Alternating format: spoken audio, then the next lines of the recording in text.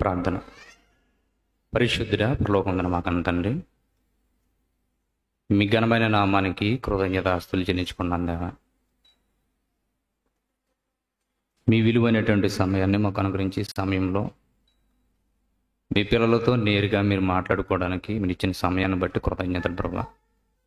మీ మాటలు వినాలని, మీ మాటల్లో ఉన్న భావాన్ని గ్రహించాలని ఎంతమంది అయితే ప్రత్యక్షంగాను పరోక్షంగాను నీ మాటల కొరకు ఎదురు చేస్తున్నారో వారందరూ హృదయంలో కూడా నీ వాక్యాన్ని నింపను ప్రభా.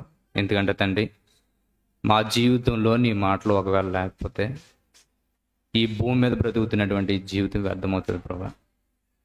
అలాంటి పరిస్థితి మాలో ఎవరికి రాకుండా ప్రభా, వాక్యానుసారమైనటువంటి ఆలోచనలతో మీ అందు భయభక్తులు కలిగి మీ చిత్తానికి లోబడి ఉండేటట్లుగా సహాయం దయచేయండి. చెబుతున్నటువంటి ప్రతి మాట నా ఉద్దేశాలు ఏమాత్రం మీ పిల్లలతో మాట్లాడకుండా ప్రభా, మీ పరిశుద్ధ లేఖనాల్ని మీ పరిశుద్ధాత్మ సహాయంతో మాత్రమే వివరించడానికి కృపను అనుగ్రహించమని చెబుతున్న నన్ను వింటున్న మీ పిల్లల్ని మరుగుపరిచి మీరే మహిమ పొందుకోండి తండ్రి. ఈ వాక్యం వెలువడుతున్నప్పుడు ఎలాంటి అభ్యంతరాలు ఏమీ కలగకుండా మీ చిత్త ప్రకారంగా అంత క్రమశిక్షణగా మర్యాదగా జరగడానికి కృపను అనుగ్రహించండి. ఎంతమంది అయితే వాక్యానికి ఏర్పాటు చేశారో వారందరూ వారి బంధకాలు విడిపింపబడి మీ మాటలు వినడానికి కృపను అనుగ్రహించమని క్రీస్తు నామాన్ని ఈ ప్రార్థన మీకు సమర్పించుకుంటున్నాం పరమ తండ్రి, ఆమేన్. ఇప్పుడు వచ్చిన మీ అందరికీ ప్రభుని యేసుక్రీస్తు పేరట నా శుభ వందనాలు తెలియజేసుకుంటున్నాను. అందరికీ వందనాలండి. ప్రతి ఒక్కరూ చెప్పబడుతున్నటువంటి మాట శ్రద్ధగా వినండి. పిల్లలు చూడండి, డిస్టర్బెన్స్ ఏం చేస్తా చూసుకోండి దగ్గరుండి వాళ్ళని.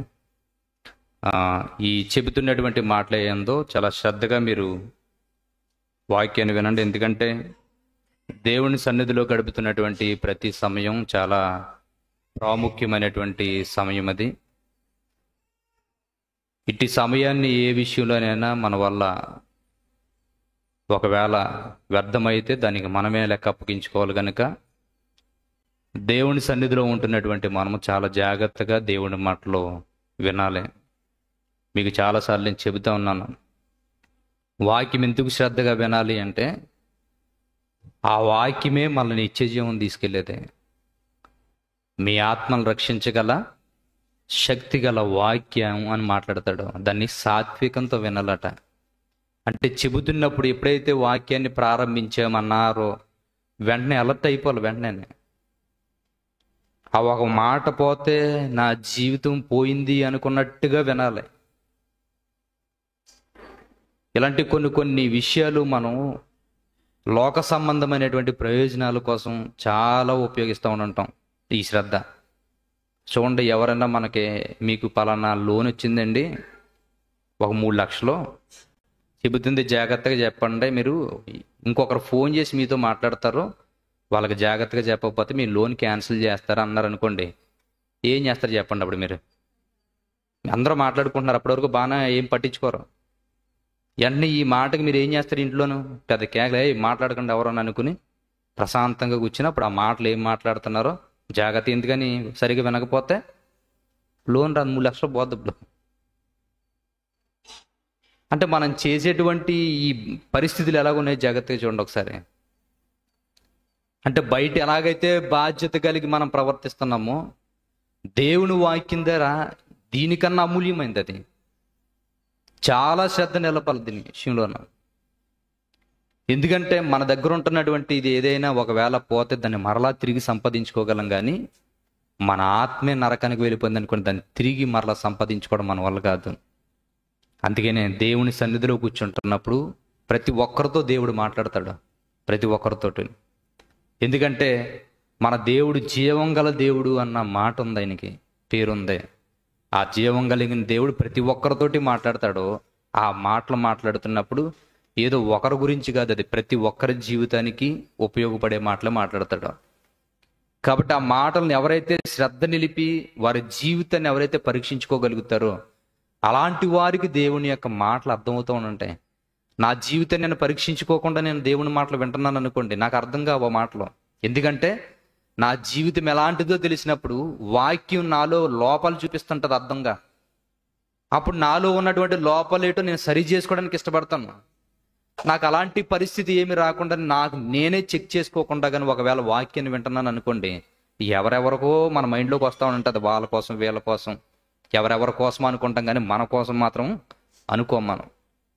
అందుకని మనం పరీక్షించుకోవాలి. ఒకసారి పరీక్షించుకుని దేవుని సన్నిధిలో కూర్చుంటున్నప్పుడు దేవుడు నేరుగా మనలో ఉన్నటువంటి లోపాలు ఏవైతే ఉన్నాయో ఎత్తి చూపిస్తూ మాట్లాడుతూ ఉంటాడు.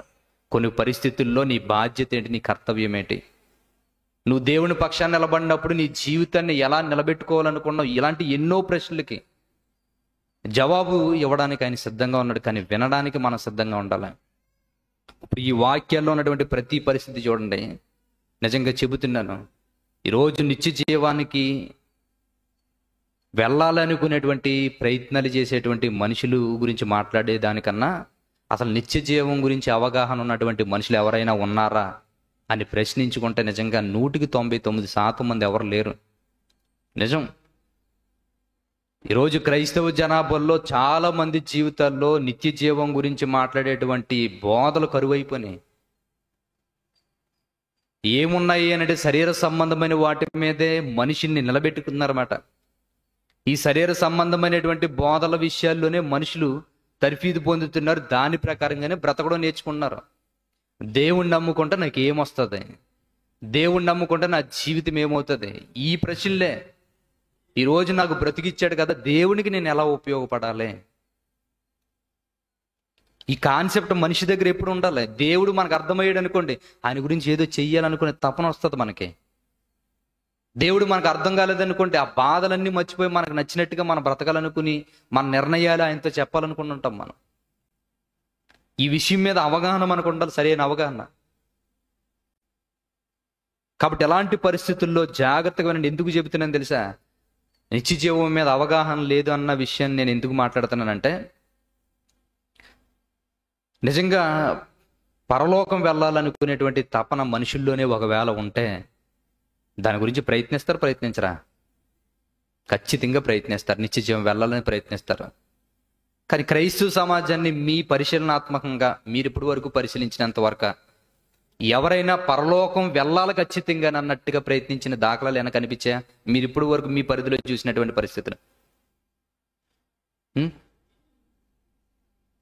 మిమ్మల్ని అడిగేది, మీకేమైనా కనిపించినాయి అలాగా?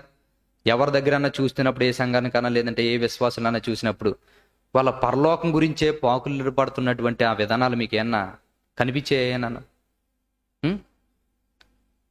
ఎందుకు ఈ విషయాలు చెప్తుందని తెలుసా? ఒకసారి పరీక్షించుకోవాలి మనం. నిజంగా దేవుడు ఈ భూమి మీద పుట్టిన ప్రతి ఒక్కరికి దేవుడి మాటలు తెలియజేయాలనుకున్న ఆతృత మీద ఉన్నాడు. ఎందుకో తెలుసా? ఎవరు నశించిపోవడం ఆయనకి ఇష్టం లేదు. ఎవరో ఖచ్చితంగా రక్షింపబడాలి. ఎవ్వరు నశించిపోకూడదు, ఎక్కడా నశించిపోకూడదు. ప్రతి ఒక్కరు రక్షింపబడాలి, నిత్య జీవాన్ని పొందుకోవాలి. ఆయన తపనది. అందుకని ఒక రోజు శిష్యులు కూడా పిలిచి ఏమని మాట్లాడతారు తెలుసా? ఆయన శిష్యులు పిలిచి మాట్లాడుతున్నటువంటి మాటలు చూడండి ఒకసారి. మార్కు సువార్త 16వ అధ్యాయము చూడండి. మార్కు సువార్త 16వ అధ్యాయము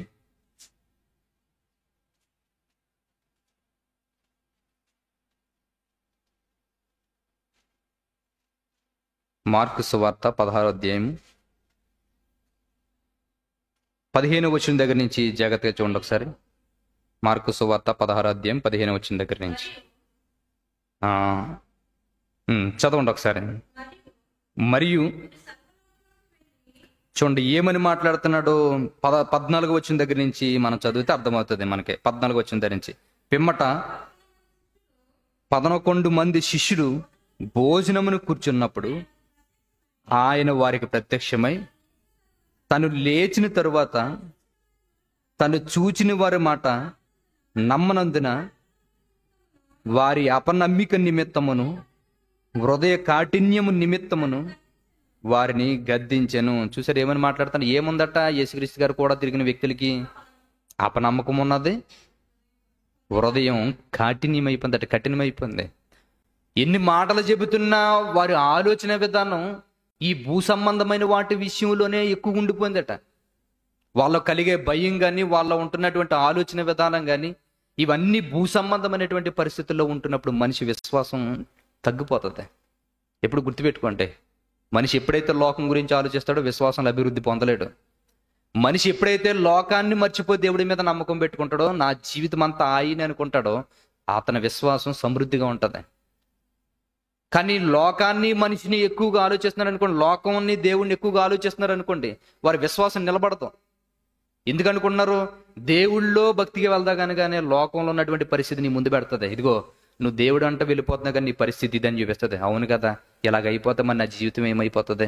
కాబట్టి ఇందులో ఒక అడుగు వేస్తాం. మళ్ళీ ఇప్పుడు ఇందులోనే అడుగేస్తూ ఇందులోనే ఈ ప్రయత్నం మీద వెళ్తున్నాం అనుకోండి, లోకంలో ఏదో దాని మీద వెళ్తున్నాం అనుకోండి, వెంటనే దేవుని విషయం గుర్తు వస్తుంది. దీని మీదే ఉండిపోతే ఒకవేళ నీ జీవితం ముగిసిపోతే నీ పరిస్థితి, అమ్మో దేవుడు అనుకుని. అంటే ఒక అడుగు స్థిరమైంది కాదు ఇది. ఇలా దేనికి చెందలేనటువంటి పరిస్థితుల్లో మనం బ్రతుకుతాం. ఇప్పుడు శిష్యులు 11 మంది జీవితాలు ఎలాగున్నాయి తెలుసా? క్రీస్తు గురించి వెంబడించాలా, ఆయన పని చేయాలా, లేదంటే మా బ్రతుకు దేరులు మా కుటుంబాన్ని నిలబెట్టుకోవాలా? 2 టాస్క్లు వాళ్ళ ముందున్నాయి. ఇప్పుడు ఎన్నో మాటలు చెప్పాడు. 3.5 సంవత్సరాలు ఏడ్చాడండి వాళ్ళ దగ్గర. ఆ సంగతులు తెలుసు వాళ్ళకి. ఆయన శరీరధారిగా బ్రతుకున్నటువంటి దినాల్లో ఎలాగున్నాడంటే, ఆయన మహారోదనతోను వేదనతోను కన్నీళ్లు కారుస్తున్నట తన మరణం నుంచి తప్పించు వానికి విజ్ఞాపనలు ప్రార్థన చేస్తూ బ్రతికాడంట. 33.5 సంవత్సరాలు ఏ రోజు ఆనందం లేదండి ఆయనకి, తెలుసా? ఏ రోజు ఆనందం లేదు. ఆ ఏడుస్తూనే ఉన్నారు ఆయన. ఎందుకంటే నశించిపోయే ఆత్మల పట్ల ఆయన కన్నీళ్లు కారుతున్నాయి. పాడైపోయినటువంటి లోకాన్ని చూస్తున్నాడు. పాడైపోయిన లోకాన్ని చూస్తున్నప్పుడు లోపల ఏదో ఒక తపన, ఏదో చెయ్యాలి, వీళ్ళందరినీ రక్షించి నా తండ్రి దగ్గర నిలబెట్టాలనుకునేటువంటి తపన. ఎందుకంటే అనాథ సంకల్పంలో ఆయన ద్వారా దేవుని ఎదుటి పరిశుద్ధులుగా నిర్దోషులుగా నిలబెట్టాలనుకున్నది దేవుని యొక్క సంకల్పం, అనాథ సంకల్పం. ఇప్పుడు అలాంటి సంకల్పానికి తూట్లు పొడిచే పరిస్థితుల్లో సాతానుతో పాటు చేతులు కలిపేశారు మనుషులు. సాతానుతో పాటు చేతులు కలిపినటువంటి మనుషుల జీవితాన్ని చూసినప్పుడు కనిపించిందట, అల్ప విశ్వాసంగా కనబడుతుంది వాళ్ళ జీవితాలు. హృదయం కఠినం అయిపోయింది. ఇప్పుడు వాళ్ళతో పిలిచి మాట్లాడుతున్నాడట, మీ కర్తవ్యం ఇది కాదు, ఇది ఈ భూమి మీద బ్రతుకుతున్నటువంటి బ్రతుకు కాదు ఈ జీవితం. మీ జీవితం ఇది అనుకున్నారు, ఇది మీ జీవితం కాదు. ఇది మీ జీవితానికి సరైన అర్థం ఏదైనా ఉన్నదన్నట్టు ఇది ఈ పని చేస్తే నీ సరైన అర్థం మీకు వస్తుంది. ఎందుకంటే మిమ్మల్ని ఈ లోకం నుంచి ప్రత్యేకపరిచిన నా కూడా మిమ్మల్ని తిప్పుకున్నానంటే దేని గురించి అంటే ఈ ప్రపంచాన్ని కదిల్చే సాధనాలు అనుకుని మిమ్మల్ని నిలబెట్టుకున్నాను. ఈ ప్రపంచానికి దిక్సూచిగా మిమ్మల్ని నిలబెట్టుకున్నాను. ఇప్పుడు మీ ఆలోచన విధానాలు లోకంలో ఒక అడుగు, నా వైపు ఒక అడుగు వేస్తుంటే మీకు ఏమర్థం అవుతుంది లైఫ్ అంటేనే? మీరు చేయవలసిన పని ఏంటో తెలుసా? ఈ రోజు నేను చెబుతున్నాను, ఏ హృదయ కాఠిన్యము, ఏ అల్ప విశ్వాసంతో అయితే మీరు బ్రతుకుతున్నారో దాన్ని విడిచిపెట్టండి. దీన్ని విడిచిపెట్టిన నాటి నుంచి మీరు చేయవలసింది ఏంటో తెలుసా? ఎదుటివాడి జీవితంలో ఒకవేళ విశ్వాసం తక్కువైపోతున్నా, వాడి జీవితంలో ఒకవేళ పడిపోయే పరిస్థితుల్లో ఉన్న వాళ్ళ జీవితాన్ని మీరే ఖచ్చితంగా ఆ హృదయ కాఠిన్యాన్ని బట్టి వాళ్ళని మార్చి నా ఎదుటి నిలబెట్టాలి. మీరు చేయవలసిన బాధ్యత ఏంటంటే ఇదిగో ఈ పని చేయండి. చూడండి ఏమని చెప్తున్నాడు, ఎందుకు చెబుతున్నాడు మీకు చెబుతున్న విషయం. మరియు మీరు సర్వలోకమునకు వెళ్ళి సర్వ సృష్టికి సువార్తను ప్రకటించుడి. నమ్మి బాప్తిసం పొందినవాడు రక్షింపబడును, నమ్మని వానికి శిక్ష విధింపబడును. చూసారా ఎందుకు ఈ మాట మాట్లాడవలసి వచ్చిందో తెలుసా? సమాజం మాట వినే పరిస్థితుల్లో లేదు. క్రీస్తు మాటను ఒప్పుకుని భుజాల మీద వేసుకుంటాం. మరి మా మాట వినకుండా మారకపోతే రేపొద్దున క్రీస్తు మమ్మల్ని లెక్క అడిగితే మేము ఏం చెప్పాలి?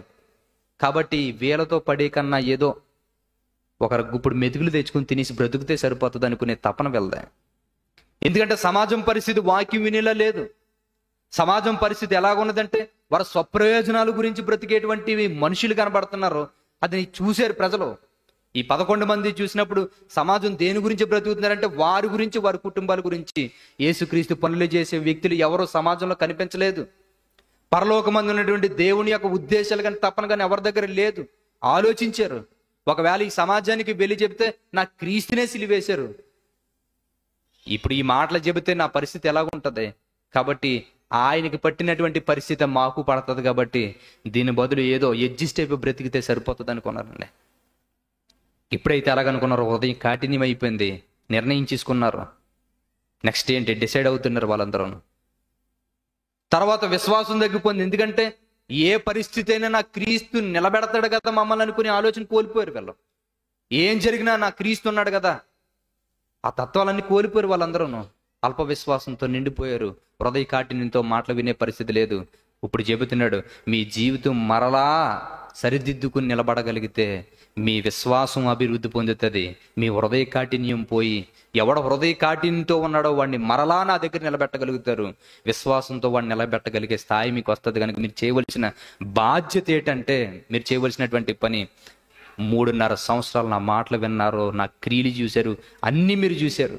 ఆ రోజు 11 మందిని ప్రశ్న అడిగారు. చాలా మంది 12 మందిని ప్రశ్న అడిగారు. ఆయన చాలా మంది యేసుక్రీస్తు గారితో పాటు తిరిగినటువంటి శిష్యులు ఉన్నారు. ఈ 12 మందే కాదు, చాలా వందల మంది ఉన్నారు ఆయన కూడా శిష్యులు. ఒకరు అలా పోయారండి. చాలా మంది వెళ్ళిపోయారు. చివరికి 12 మందే మిగిలారు. ఆ 12 మందిని ప్రశ్న అడిగారు ఆయన, ఎరా మీరైనా ఉంటారా వెళ్ళిపోతారా? ఆ రోజు మాట్లాడి తెలిసి ఆ 12 మందిని, అయ్యా నిత్య జీవం నువ్వన్న విషయం మాకు అర్థమైంది, ఎక్కడికి వెళ్ళిపోమంటాం మేము? ఆ లోకంలో ఉన్నటువంటి ఆశలతో తన జీవితాన్ని పతనం చేసుకుని ఇస్కరియోతు యూదా కూడా ఆ మాటకు సమాధానం చెప్పాడు.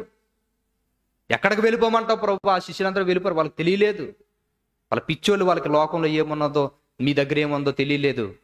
ఈరోజు మిమ్మల్ని చూస్తున్నాం, నిత్య జీవం మీరని అర్థమైపోయింది మా బ్రతుక్కి. కాబట్టి మేము మీ పక్షాన్ని నిలబడడానికి మేము ఇష్టపడుతున్నాం మా జీవితంలోనూ. కాబట్టి మా పరిస్థితి ఇదని చెబుతున్నట్టు చూడండి. ఆ విషయాలన్నీ చెప్పిన తర్వాత ఎప్పుడైతే ఇలాంటి పరిస్థితులు వచ్చాయో, వాళ్ళ దగ్గర యేసుక్రీస్తు గారినే, రక్షకుడని యేసుక్రీస్తు గారినే సిలువేశారో, ఆయన చనిపోయాడు, ఈ పరిస్థితుల్లో లేచారు అనుకున్నటువంటి విషయం మీద ఒకవేళ అవగాహన వచ్చినా, ఇప్పుడు మనల్ని కాపాడే పరిస్థితి ఎవరికి ఉంటుంది అనుకునేటువంటి భయంతో వాళ్ళు బ్రతుకుతున్నటువంటి పరిస్థితుల్లో వాళ్ళకి దగ్గర ప్రత్యక్షమై చెప్తున్నారట, మీరు వెళ్ళండి, సర్వ సృష్టికి సువార్త ప్రకటించండి. ఎందుకని? నిత్య జీవం పొందాలనుకునే ఆలోచన ఎవరికే లేదు. నిత్య జీవం పొందాలనుకునే తపన ఎవరిలోనూ లేదు. కాబట్టి సర్వ సృష్టికి సువార్త ప్రకటించండి. ఒకవేళ ఆత్మలు రక్షింపబడకపోతే నేను ప్రశ్న అడుగుతున్నానని మీరు అనుకుంటారేమో. అనుకోవద్దు. బాధ్యత అప్పగిస్తున్నాను. బాధ్యత చేసుకుంటూ వెళ్ళిపోండి, చెప్పుకుంటూ వెళ్ళిపోతే ఏమవుతుందో తెలుసా? నమ్మి బాప్తిసం పొందినవాడు రక్షింపబడును, నమ్మని వాడికి శిక్ష విధింపబడును. ఇదొక్కటే కాన్సెప్ట్ పట్టుకోండి. చెప్పండి, మీ ఎఫెక్ట్ ఎంతవరకు అంటే మీ శక్తి లోపం లేకుండా చెప్పండి. మీరు మీ ప్రాణాలు పోతాయన్నా భయపడకుండా చెప్పండి. మారతారా మారడన్నది కాదు, హృదయపూర్వకంగా చెప్పండి. పరలోకమందు నేను నా తండ్రి చూస్తానని చెప్పండి. పరిశుద్ధాత్మ ప్రేరణకు లొంగి చెప్పండి. ప్రతి ఒక్కరిని ప్రపంచంలోంచి బయటికి, సమాజంలోంచి, సంఘంలోనికి తీసుకొచ్చేలా చెప్పండి. ఆత్మల పట్ల భారం కలిగి చెప్పండి. దాన్ని విన్నారా రక్షింపబడతారో, వినకపోతే శిక్షింపబడతారు. ఎందుకని అడిగితే చెప్పడం వరకునే బాధ్యత, డిసైడ్మెంట్ మందే. చెప్పేంత వరకునే, ఆ బోధలు ఎంతవరకు డిసైడ్ అవ్వాలన్నదే మన విచక్షణకు మనం వదిలేస్తున్నాడు. అది ఎవడైతే నమ్మి అమ్మో నా జీవితం ఈ లోకంలో అంతమైపోకూడదు అనుకుంటాడో వాడి జీవితాలు సరిదిద్దుకుని మరో దేవుడి దగ్గర నిలబడడానికి అవకాశం ఉంటుందట. ఇప్పుడు ఈ పరిస్థితులు చూడండి. ఇలా చూస్తున్నటువంటి పరిస్థితిని బట్టి సర్వ సృష్టికి వెళ్ళి సువార్త ప్రకటించారండి వీళ్ళు. సర్వ సృష్టికి సువార్త ప్రకటించే సమయానికి సాతానుగాడు కూడా వాడు ఎత్తిగడలు వేయాలి కదా. సాతానుగాడు చేసిన మాట ఏంటో తెలుసా? సర్వ సృష్టికి సువార్త విరువుగా వాడబడుతున్నప్పుడు ప్రతి మనిషి మనోనేత్రాలు వెలిగింపబడుతున్నాయి. జాగ్రత్తగా వినాలి. ప్రతి మనిషి మనోనేత్రాలు వెలిగింపబడుతున్నాయి. ఈ వెలిగింపబడుతున్నటువంటి పరిస్థితిని చూస్తుంటే సాతానుగాడు చేసేటువంటి క్రియలకి ఈ సువార్త ఆటంకం అయిపోయింది. ఏం చేయాలి? సువార్తన ఆపడం కుదరదు. ఏం చేయాలి? సువార్త లాగే ఉండాలి, దానికి డూబు దింపాలి. తెలుసా? సువార్త లాగే ఉండాలి, దానికి ఒక డూబు దింపాలి. ఒరిజినల్ ఉండకూడదు. ఇది సువార్తే, ఇది కూడా వాస్తవమే, ఇది కూడా సత్యమే అనుకోవాలి. మనిషి ప్రణాళికలు వేసుకుంది, వాడి మనుషుల్నే పెట్టింది సంఘాల్లో, వాడి మనుషులతోటే సంఘాన్ని బోధించే పరిస్థితిలో తీసుకొచ్చింది. దాని గురించి పౌలు ఒక రోజు బాధపడితే ఏమన్నాడు తెలుసా? గలతీ పత్రిక చూడండి ఒకసారి. ఈ పరిస్థితిని బట్టి, సాతానుగాడు వేసినటువంటి ఎత్తిగడల్లో బాధపడినటువంటి పరిస్థితులు బట్టి మాట్లాడుతున్నటువంటి ఆ మాటలు చూడండి. గలతీ పత్రిక చూడండి. గలతీ పత్రిక 1వ అధ్యాయము, గలతీ పత్రిక 1వ అధ్యాయము 6వ వచనాన్ని జాగ్రత్తగా చూడండి. ఇక్కడ మాట్లాడుతున్నటువంటి మాట సామాన్యమైన మాట కాదు. ఇది మాట్లాడుతున్నటువంటి మాట చాలా భారం కలిగి మాట్లాడుతున్నటువంటి మాట. ఇది తన ప్రాణాన్ని కూడా లెక్క చేయకుండా అనుక్షణం సమయమనక అసమయమనక ఎన్నో సంవత్సరాలు సువార్త ప్రకటించుకుని సంఘాలు నిలబెట్టాడంటే, క్రీస్తు మాటను గుండెల్లో పెట్టుకుని అనుక్షణం అనేక ఆత్మల పట్ల భారం కలిగి వెళ్ళాడు. జరిగినటువంటి పరిస్థితి ఏంటో తెలుసా? సాతానుగాడు సువార్తను నమ్మి వారి జీవితాలు మనోనేత్రాలు వెలిగింపబడుతున్నాయి కనుక వీళ్ళ బ్రతుకుల్లో ఎలా క్రీస్తుకు లోబడిపోతే నిత్య జీవాన్ని చేరుకుంటాడని వాడు ప్లాన్ వేసుకున్నాడు. వాడు చేసిన ఇంప్లిమెంట్ ఏమైందంటే దీనికి డూబు దింపాలనుకున్నాడంటే, సువార్త ఒరిజినల్ అయితే దానికి డూప్లికేట్ దింపాలనుకున్నాడు. అలా దింపాలనుకుని సంఘాలకి బోధించడం ప్రారంభిస్తే ఆ బోధ ఎలాగున్నదని తెలుసా? దేవుడే ఏర్పరచుకున్నటువంటి వ్యక్తులు కూడా సైడ్ అయిపోతున్నారట. దేవుడే నిత్య జీవం గురించి ఏర్పరచుకున్న వాళ్ళు కూడా ఈ డూప్లికేట్ బోధను నమ్మి దాన్ని కూడా వెళ్ళిపోతున్నారట. పౌలు చూసాడట, ఇంత దారుణమైనటువంటి పరిస్థితుల్లో మీ గురించి మా రక్తాలు కూడా కాచి మీకు ఈ సువార్త చెప్పాం కదా ఈ సత్యాన్ని. ఇప్పుడు ఈ సత్యాన్ని విన్నారు, మీరు విన్న తర్వాత మీ జీవితాలు ఏమైపోయినాయి, నేను బాధపడుతున్నాడో చూడండి ఒకసారి. క్రీస్తు కృపను బట్టి మిమ్మల్ని పిలిచిన వాణ్ణి విడిచి, చూసారా, క్రీస్తు కృపను బట్టి మిమ్మల్ని పిలిచిన వాణిని విడిచి భిన్నమైన సువార్త తట్టుకు మీరెంత త్వరగా తిరిగిపోవుట చూడగా నాకు ఆశ్చర్యం కలుగుతుంది. ఎంత ప్లానో చూడండి వాడిదే. చూసారా, సాతానుగాడిది సామాన్యమైన ఆలోచనలు కాదు. అది ఏమని మాట్లాడుతున్నాడు? క్రీస్తే పిలుచుకున్నాడు, దేవుడే పిలుచుకున్నాడు. ఆ పిలుచుకున్న వాడిని పిలుపుకి లోబడ్డారు మీరందరూను. క్రీస్తుని సిలువ వేయబడినట్లుగా మీ ఎదుట ప్రదర్శింపబడేటట్లుగా మాట్లాడాం మేము. క్రీస్తు ఎంతో కన్నీళ్లుగా అరిచినటువంటి బోధలు మీ దగ్గర మేము చెప్పాము. మేము ఎంతగా ఇబ్బంది పడుతూ మా పరిస్థితులు చూపిస్తూ మీకు చెప్పాము. మేము మా మాదిరి చూపించుకున్నాం, మీ క్రీస్తు కూడా మీకు మాదిరి చూపించుకున్నాడు. కానీ ఇంత స్ట్రాంగ్గా నిలబడి ప్రాణం ఇస్తాననుకుని చెప్పిన వారు మీరు. క్రీస్తు గురించి మా చావైనా పర్వాలేదు అనుకుని నిలబడ్డవారు. కానీ ఇంత త్వరగా మీరు ఈ భిన్నమైన సువార్తకి బోధకు తిరిగిపోతారంటే నాకు అసలు ఆశ్చర్యం కలుగుతుంది. ఇదే ఆశ్చర్యం ఈనాటికి కూడా కలుగుతుందండి బోధకులకి, తెలుసా? ఇదే ఆశ్చర్యం బోధకులకి ఈనాటికి కూడా కలుగుతుంది. ఇంత సత్యము ఉన్నది ఉన్నట్టుగా వాళ్ళకి వివరించి, ఒరే లోకంలో ఏమీ లేదు, దీన్ని నమ్ముకున్న తర్వాత మీ జీవితం ఒకవేళ నాశనానికి వెళ్తుంది తప్ప నిత్య జీవానికి వెళ్ళాలంటే క్రీస్తు మాటలే, శరీర సంబంధమైన బోధలు ఉండకూడదురా అనుకుని చెబుతున్నటువంటి ఈ మాటలు ఎప్పుడైతే చెబుతున్నామో, ఈ మాటలు వింటున్నట్టుగానే వింటున్నారు, శరీర సంబంధమైన వాటికి లోబడిపోయే పరిస్థితి. చూడండి ఎలాగున్నదో పరిస్థితి. ఇక్కడ మాట్లాడి చెబుతున్నాడు, క్రీస్తు కృపను బట్టి మిమ్మల్ని పిలిచిన వాడిని విడిచి భిన్నమైన సువార్త తట్టుకు మీరెంత త్వరగా తిరిగిపోవుట చూడగా నాకు ఆశ్చర్యం కలుగుతుంది. చూసారా, నాకు ఆశ్చర్యం వేస్తుంది ఈ పరిస్థితుల్ని చూస్తున్నప్పుడు. నిజంగానండి, సాతానుగాడి మాటలకు చాలా బలం ఎక్కువ. ఈ ప్రపంచాన్ని కలుగు చేసిన వాక్యం చాలా శక్తివంతమంది, ప్రపంచాన్ని కలుగు చేసినటువంటి వాక్యం. కానీ ఆ వాక్యానికి బలం తక్కువైపోయి సాతానుగాడి వాక్యానికి బలం ఎక్కువైపోవడానికి గల కారణం ఏంటో తెలుసా? మనమే కారణం. గుర్తుపెట్టుకోండి. సాతానుగాడు ఈనాటికి కూడా విజయాలు సాధిస్తున్నాడంటే వాడి గొప్పతనం కాదు, వాడిని గెలిపిస్తున్నాం మనమందరం. వాడిని గెలిపిస్తున్నాం. ఆ పోటీలు మనం చూస్తాం. యోబు గ్రంథంలో కూడాను జరుగుతూనే లేదా? యోబు గ్రంథంలో యోబు నిలబడతాడో, యోబు ఉంటాడో పక్కనే, ఓ పక్కన దేవుడు ఉంటాడో, సాతానుగాడు వచ్చి మధ్యలో మాట్లాడుతున్నటువంటి మాటలు. ఇప్పుడు ఎవరి మాటలో? నా మాట వింటాడా యోబు, లేదంటే దేవుడిగా నీ మాట వింటాడా? టాస్క్. ఇప్పుడు ఎవరిని గెలిపిస్తున్నావు? యోబు లాంటి వాడిగా గెలిపించాడు. మనమైతే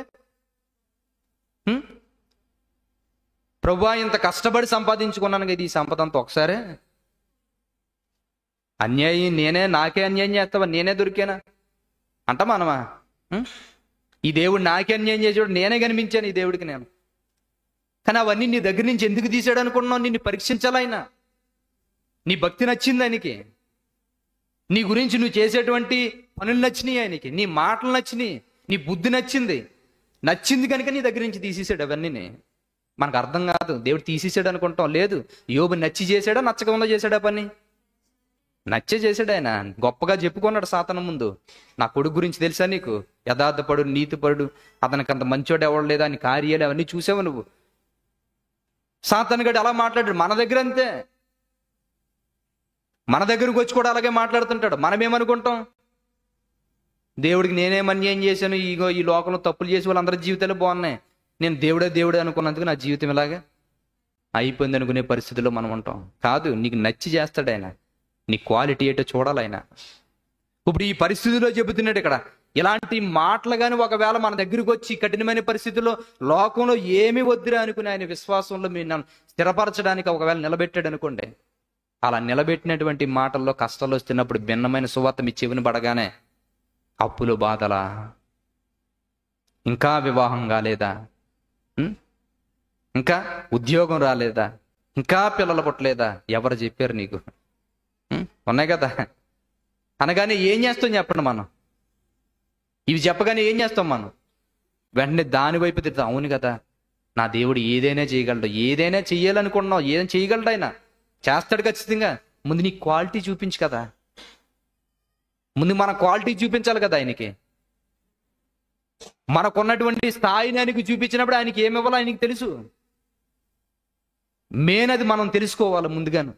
ఇక్కడ మాట్లాడుతున్నటువంటి మాట ఇంత త్వరగా మీరు ఈ బోధకు తిరిగిపోతారు, నాకు ఆశ్చర్యం కలుగుతుంది. ఎందుకు సర్వ సృష్టికి ప్రకటన చేయమన్నాడు ఆయన? ఎవరు నశించిపోకూడదు, సర్వ సృష్టికి ఎందుకు వెళ్ళమన్నాడు తెలిసే వాళ్ళని. సువార్త చెప్పడం అంటే ఈ 12 మంది డిసైడ్ అయింది ఎవరికో తెలుసా? ఇశ్రాయేలీయుల వంశాన్ని మాత్రమే దేవుడు ఎన్నుకున్నాడు. ఇశ్రాయేలీయుల వంశాన్ని మాత్రమే ఎన్నుకున్నాడు కనుక ఇశ్రాయేలీయులు సరౌండింగ్ లో చెప్పుకుంటే సరిపోద్ది అనుకున్నారు. లేదు, అన్యులు కూడా దేవుని సృష్టే.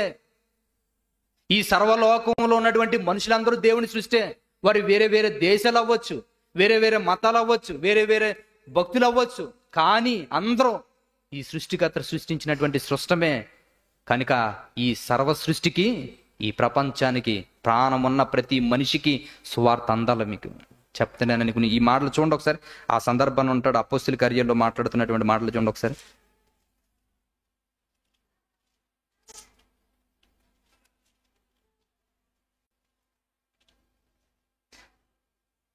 అపోస్తలుల కార్యాలు 13వ అధ్యాయం చూడండి. అపోస్తలుల కార్యాలు 13వ అధ్యాయం 48వ వచనం చేత చూడండి ఒకసారి. చూడండి జాగ్రత్త, ప్రతి ఒక్కరు తీయండి. 13వ అధ్యాయం 48వ వచనం దగ్గర నుంచి జాగ్రత్తగా చూడండి. చూడండి ఏమని చెప్తున్నాడు ఇక్కడ. 47వ వచనం దగ్గర నుంచి చూడండి. నీవు బూదిగంతముల వరకు రక్షణార్థముగా ఉండినట్లు నిన్ను అన్యజనులకు వెలుగుగా ఉంచి ఉన్నాను అని ప్రభువు మాకు ఆజ్ఞాపించిననిరి. చూడండి, అన్యజనులు ఆ మాట విని సంతోషించి దేవుని వాక్యమును మహిమపరచిరి, మరియు నిత్య జీవమునకు నిర్ణయింపబడిన వారందరూ విశ్వసించిరి. ఈ వాక్యం ఏమైనా అర్థమైందా మీకు? ఈ వాక్యం వెంటనే నిజంగా చెబుతున్నాను, మనసు పెట్టి కానీ ఇంటికి వెళ్ళిన తర్వాత ఇదే వాక్యాన్ని చదవండి. మీరు ఏ పొజిషన్లో ఉన్నారో మీకు అర్థమైపోతుంది. ఎందుకో తెలిసి ఇక్కడ మాట్లాడుతున్నటువంటి మాట చూడండి. ఇక్కడ చెబుతున్నటువంటి మాట, ఈ మాటలో రాయబడినటువంటి సందర్భం ఏదైతే ఉందో మనల్ని మనం పరీక్షించుకునేటట్లుగా ఉండేది అదే. మన జీవితాలను మనం చెక్ చేసుకునేటట్లుగా ఉండేది అదే. మనిషికి ఉన్నటువంటి దేవుడి మీద ఆసక్తి, ఈ ప్రశ్నకి జవాబు దొరుకుతుంది ఇందులోన. నీ పద్ధతి ఎలాగుంది, నీ పరిస్థితి ఎలాగుంది, ఏంటి అన్న విషయాన్ని మనం చెక్ చేసుకోవాలంటే ఈ వచ్చిన బాగా మనకు తెలియజేసే మాట ఏంటి తెలుసా? అన్యజనులు ఈ మాట విని సంతోషించి దేవుని వాక్యమును మహిమపరిచిరి. ఫస్ట్ పాయింట్ ఏం చేశారట? వాక్యం విని, దేవుని వాక్యం విని ఏం చేశారట? అమ్మ అందరూ చెప్పండి ఒకసారి. ఏం చేశారు? మహిమపరిచారు. నేను అడుగుతున్నాను, ఇన్ని మాటలు మీకు వినబడుతున్నాయి కదా, దేవుడు ఇంత గొప్ప మాటలు మాట్లాడాడు, దేవుని స్తోత్రం, మీ మనసులో అని అనుకున్నారు ఎప్పుడన్నా? అనుకుంటున్నారా? దేవుడు ఎంత గొప్పవాడా అనుకున్నటువంటి ఆలోచన మనకు దేవుని మాటలు వింటున్నప్పుడు మన హృదయంలో ఆ తపన పుట్టి కంట్లోంచి కన్నీళ్ళు ఏమైనా వస్తుంటాయి మనకి. మాటలు వినబడుతున్నప్పుడు మనకు అనిపించాలి, తండ్రి ఈ లోకంలో ఇంత దుర్మార్గంగా బ్రతుకుతున్నా నన్నేనా ఈ స్థితిలో నిలబెట్టావు? అసలు ఈ స్థాయి కాదు కదా నాది. నీ సన్నిధిలో నేను నిలబడడానికి ఏ పాటు వాడు నేను? లోకంలో ఇన్ని కోట్ల మంది ఉన్నారు కదా, అన్ని కోట్ల మందిలో ఎవరి మీద లేని ప్రేమ నా మీదే పట్టి పట్టి ఎందుకు చూపిస్తున్నావు నువ్వు? ఇంతమంది ఉండగా వాళ్ళతో మాట్లాడకుండా నాతోటే ఎందుకు మాట్లాడుతున్నావు నువ్వు? ఈ తపనైనా మనకు వస్తుంది. ఇది వాళ్ళ హృదయాలు అనిపించిందట. ఇటే అన్యజనులైన మమ్మల్ని కూడా ఎన్నుకున్నాడు ఆయన. మేము ఒక విగ్రహారాధికులం కదా మేము, ఒక నీచమైన కార్యాలు చేస్తూ ఈ లోకంలో దుర్భరమైనటువంటి బ్రతుకులు బ్రతుకుతున్న వాళ్ళం కదా, మమ్మల్ని దర్శించడం ఏంటి ఈ వాక్యం? అన్యజనులకు వెలుగుగా ఉంటాననుకుని ప్రవక్తలు చెప్పిన మాట మా దగ్గర వరకు వచ్చిందంటే మేమెంత ధనీ జీవితం కలిగిన వారమా అని గుండెలు బాదుకుని ఏడ్చారంట వాళ్ళు. ఎవడైతే దేవుని మాట విని మహిమపరిచి వారి పరిస్థితిని చూసి కన్నీళ్ళు గార్చి నా దేవుడు నాకు ఉంటే సరిపోతుంది అనుకునే వాళ్ళు ఎవరో తెలుసా? కింద ఒక మాట రాశాడు చూడండి, ఏమని చెప్తున్నాడో చూడండి. ఆ 48వ వచనం చూడండి. అన్యజనులు ఆ మాట విని సంతోషించి దేవుని వాక్యమును మహిమపరచకని చూడండి, మహిమపరచరి మరియు నిత్య జీవమునకు నిర్ణయింపబడిన వారందరూ విశ్వసించిరి. అందరూ వినరు ఈ మాటలు, అందరూ మహిమపరచరు దేవుణ్ణి. తెలుసా? అందరూ వాక్యాన్ని వినరు, అందరూ దేవుని మహిమపరచరు. ఎవరు మహిమపరుస్తారు? ఎవరు శ్రద్ధగా వింటారు? పరలోకానికి డిసైడ్మెంట్ అవ్వాలి నువ్వు. గుర్తుపెట్టుకోండి. ఇప్పుడు ఇంతమంది ఉన్నారు మీలో, ఇందులో ఎంతమంది పరలోకానికి ఎంచబడ్డారన్న విషయం వారు వారి ప్రవర్తనలు బట్టి వారికి తెలుస్తూ ఉంటుంటుంది. గుర్తుపెట్టుకోండి. ఇప్పుడు ఇక్కడ నిలబడి మాట్లాడుతున్న నేనైనా, కూర్చుని బోధ వింటున్నటువంటి మీలో అయినా, మనం అందరి విషయాల్లో ఒక డిసైడ్మెంట్ ఉండదు. పరలోకం వీడి రావాలని దేవుడు ఎవరికైతే ఏర్పాటు చేశాడో వాడికి వాక్యం వెళ్తుంది, వాడు డిసైడ్ అయిపోతాడు వెంటనే. అమ్మో, నా జీవితం మార్చేసుకోవాలి, నా బ్రతుకు మార్చుకోవాలి. ఎందుకో తెలుసా? నిత్య జీవానికి ఏర్పాటు చేయబడ్డ వారి నిమిత్తమే ఈ సర్వ సృష్టికి సువార్త ప్రకటింపబడుతుంది. గుర్తుపెట్టుకోండి. అది వందల మంది, లక్షల మంది, వేల మంది సమూహం రావాలనుకుని తపన కాదు దేవుడికి. బోధించేవాడికి ముందు ఆ కాన్సెప్ట్ తెలియాలి. ఎందుకంటే చాలా మంది బోధకులు సంఘానికి వెళుతున్నప్పుడు అడుగుతుంటారు, ఇదిగో వాక్యం చెప్పడం కొత్త ఎంతమంది స్ట్రెంత్ ఉంటారు అక్కడ? అడగడం తప్పులేదు, ఎంతమంది స్ట్రెంత్ ఉంటారని. కానీ అక్కడికి వచ్చిన తర్వాత 100 మంది కూడా లేరా? సరే తనే చెప్తాను, నేను డేట్ చూసి చెప్తాను. లేరనుకోండి అలాంటి వాళ్ళు. ఇటు 50 మంది ఉంటారా? సరే చెప్తాను, నేను చెప్తాను తర్వాత. ఎంతో మంది ఉన్నారండి అలాగా. జనాల చూసి మనుషుల దగ్గరికి వెళ్ళి మాట్లాడేవాళ్ళు. ఇప్పుడు దేవుడికి కావాల్సింది ఏంటి తెలుసు? దేవుడి కాన్సెప్ట్ వేరైంది. ఆయన కాన్సెప్ట్ ఏంటి తెలుసా? లక్షల కోట్ల మంది ఉంటారు, దాంట్లోంచి నాకు కొంతమందే కావాలి. ఎంతమంది అని అడిగితే ఎంతమందో వాళ్ళు ఏర్పరచబడ్డ వాళ్ళు ఉన్నారు, అక్కడికి వస్తారు. ఆ కోట్ల మందిలో ఎంతమందో తెలియదు. ఆ కోట్ల మందిలో ఎవరికైతే ఈ వాక్యం వింటున్నప్పుడు దేవుని వాక్యాన్ని మహిమపరిచి నా బ్రతుకునే దేవుడు ఇలా నిలబెట్టాడు, నాకు యోగ్యుండి కాదు అనుకుని ఎవడైతే హృదయపూర్వకంగా పశ్చాత్తాపం పడి గుండెలకు హత్తుకుంటాడో వాడు నిత్య జీవానికి ఏర్పరచబడ్డవాడు. మన లిస్టులో ఉన్నాడు వాడు. దేవుని వాక్యం వింటున్నా మనకు పట్టలేనట్టుగా ఉంటుంది అనుకోండి, దేవుని వాక్యం వింటున్నా మనలో చలనం లేదనుకోండి, దేవుని వాక్యం వింటున్నా మనకు ఒక నిర్లక్ష్య ద్వారిని కలిగింది అనుకోండి, మనకు అర్థం కాదు అది. రాత్రి విజయవాడ మీటింగ్కి వెళ్ళాం ఒక ప్రాంతానికి. ఇంత ప్రయాసపడి వెళ్ళిన తర్వాత నిజంగా చెబుతున్నానండి, ఇక్కడి నుంచి ఆ ముందు రోజు వెళ్ళాలి, వాక్యం నిజంగా ఎక్కడికి వెళ్ళాలనుకున్న ఒక కాన్సెప్ట్, ఒక హెడ్డింగ్ పెట్టుకుని రాసుకుని ఆ టాపిక్ అక్కడ పలానా ఊర్లో చెప్పవలసిన టాపిక్ ఏదో రాసుకుని ప్రార్థన చేసుకుని వెళ్తుంటాను. ప్రార్థన చేసుకున్నాను, హెడ్డింగ్ పెట్టుకున్నాను, టాపిక్ మాత్రం అవడం లేదు. అస్సలు రాలేదండి టాపిక్. రాద్దాం రాద్దాం రాద్దాం రాద్దాం అనుకుంటేనే ఒక రోజు గడిచిపోయింది. అలా నెగ్లెక్ట్ చేసుకుంటా ఇంకా రోజు కదా ఉంది కదా అనుకున్నట్టుగానే చివరి రోజుకి రాబోతుకి ప్రయాణం వచ్చేసింది. తమ్ముడు ప్రసాద్ అక్కడ వరకు నన్ను బస్సు వరకు దేబెట్టాడు. అక్కడ అన్నవరం వెళ్ళిన తర్వాత బస్సు దొరకలేదు. చాలాసేపు వరకు వెయిట్ చేసిన తర్వాత తమ్ముడికి లేట్ అయిపోతుందని వెళ్ళిపోయాడు. నేను ఇంకో తమ్ముడు ఉంటే ఆ తమ్ముడు నా దగ్గరుండి ఎక్కించాడు. ఇంచుమించు చాలా టైం అయిపోయింది. అక్కడికి వెళ్ళే సమయం కూడా వెళ్ళిన తర్వాత ఫోన్లే ఇప్పుడు వరకు వాక్యం రాసుకోలేదు కదా, అక్కడికి వెళ్ళిన తర్వాత అయినా వాక్యం రాసుకుందాంలే అనుకున్నాను. అక్కడికి వెళ్ళిన తర్వాత వాక్యమైనా రాసుకుందాంలే అనుకుంటే ఇక్కడి నుంచి వెళ్ళే సమయానికి చాలా టైం పడిపోయింది. ఇంచుమించు ట్రాఫిక్ అంతా అయిపోయి 7 గంటలకల్లా అక్కడికి వెళ్ళి మళ్ళీ రెడీ అయ్యి 7 గంటలకి మళ్ళీ అక్కడి నుంచి వెళ్ళేది కరెక్ట్గా ఇంకా గ్యాప్లో చూసుకోవడానికి లేదు. ఇంకా ఇదేంటి వాక్యం ఎంత ప్రిపేర్ అయినా అసలుకి కనీసం దాని గురించి ఎందుకు రాయలేకపోతున్నాను అంటే, ఈ మీటింగ్లకు వెళ్ళి ఒకవేళ బద్ధకం వచ్చి ఏమన్నా పొగరబోతాను ఏమైనా వచ్చిందా? నా ప్రశ్నలు ఇలా ఉంటాయి, నా ఆలోచనలు. ఒకవేళ ఎలాంటి వాటిలో వెళ్తున్నాం కదా, రిలాక్స్ అయిపోయావా? ఒకవేళ దేనికి ఒక పక్క నుంచి బాధపడతాను, ప్రభువా నిజంగా నేనైతే మాత్రం నీ వాక్యాన్ని వెతకాలనే వెతికాను కానీ నాకు ఏమి రావట్లేదు, ఎందుకు నాకు ఎలా జరుగుతుందో అర్థం కాలేదు. వెళ్ళాను అక్కడికి వరకు, కరెక్ట్గా వెళ్ళే టైంకి మొత్తం పెద్ద గుంపు ఒకటి కనిపించింది. ఏంటి అనగానే అక్కడికి వెళ్ళే సమయానికి ఆ చర్చిలో వచ్చేటువంటి ఒక ఆమె హార్ట్ అటాక్తో చనిపోయింది. మొత్తం అందరూ చర్చి దేరే, మొత్తం అందరూ చర్చి పక్కనే ఏడుస్తూ ఉన్నారు. చర్చిలోకి రాగానే, మందిరంలోకి రాగానే విశ్వాసులు అందరూ వచ్చారు. విశ్వాసులు అందరూ రెడీగానే ఉన్నారు వినడానికి. అందని పెద్దలు వచ్చారు, మాట్లాడారు. ఇలాగా పలానా వాళ్ళు చనిపోయారు బాబు, ఒక అరగంట 20 నిమిషాల్లో చెప్పి ముగించే, ఏదో కొద్దిగా ఏమనుకోద్దని చెప్తే సరిలే అనుకుని ఆ వాక్యాన్ని చెప్పడానికి నిలబడ్డాను. చెబుతున్నాను చూడండి. చెబుతున్నటువంటి వాక్యం ఏదైతే ఉందో అక్కడికి వెళ్ళగానే ఇలా ఈ మాట చెప్పారు. ఒక పాట ఏదో పాడి ఏదో ప్రార్థన చేసి వాక్యాలు చదివేస్తున్నారు. ఈ కాన్సెప్ట్లోనే ప్రాముఖ్యమైనటువంటి 4 అంశాలు వచ్చినాయండి. ఒకటే, వాళ్ళ రక్షణ ఎలా తీసుకోవాలి, వారి బ్రతుకులో ఈ లోకంలో ఎలా ఉంటే వారి జీవితాలు అయిపోతే చనిపోయే పరిస్థితులు చూస్తే మనకి ఏమర్థమవుతుంది. ఈ మాటల్లో 3 రెఫరెన్స్లు గుర్తొచ్చినాయి. ఈ 3 రెఫరెన్స్లు గుర్తొస్తే అవే మైండ్లో ఉన్నాయి. అవి చూసుకుని నా పక్కన పెట్టాను. వాళ్ళకి కావాల్సిన సారాంశం అదే చెప్తే, వాళ్ళ అయ్యగారు కూర్చుమే కూర్చుని మ్యూజిక్ కొట్టుకుంటున్నాడు అక్కడ కూర్చున్న ఆయన. నిజంగా ఒక సేవకుడు చెబుతూ ఉన్నటువంటి పరిస్థితుల్లో ఎంత నిర్లక్ష్యం చూడండి. ఎందుకు ఈ మాట మాట్లాడుతుంది తెలుసా? ఎవరైనా ఒకవేళ ఒక బోధకుడు వచ్చి మాట్లాడుతున్నప్పుడు తోటి సేవకుడు ఏం చెబుతున్నాడు వినేటట్టుగా సంఘాన్ని హెల్ప్ చేయాలి. పక్కన కూర్చుని ఇటు అటు తిరుగుతూ ఆ పక్క నుంచి మ్యూజిక్ కొట్టుకుంటే సౌండ్ వినబడిపోతుంది పైకి. నాకు అసలు ఎప్పుడు కూడా ఎవరైనా శబ్దం చేస్తుంటే అక్కడ శబ్దం చేయకండి అలాగని చెప్తే ఎక్కడికి వెళ్ళినాను. ఏం మాట్లాడలేదండి. ఒక పక్క నుంచి ఎవరికి వాళ్ళు నవ్వుకునే వాళ్ళు ఉన్నారు, ఎవరికి వాళ్ళు ఇష్టానుసారంగా మాట్లాడుకునే వాళ్ళు ఉన్నారు.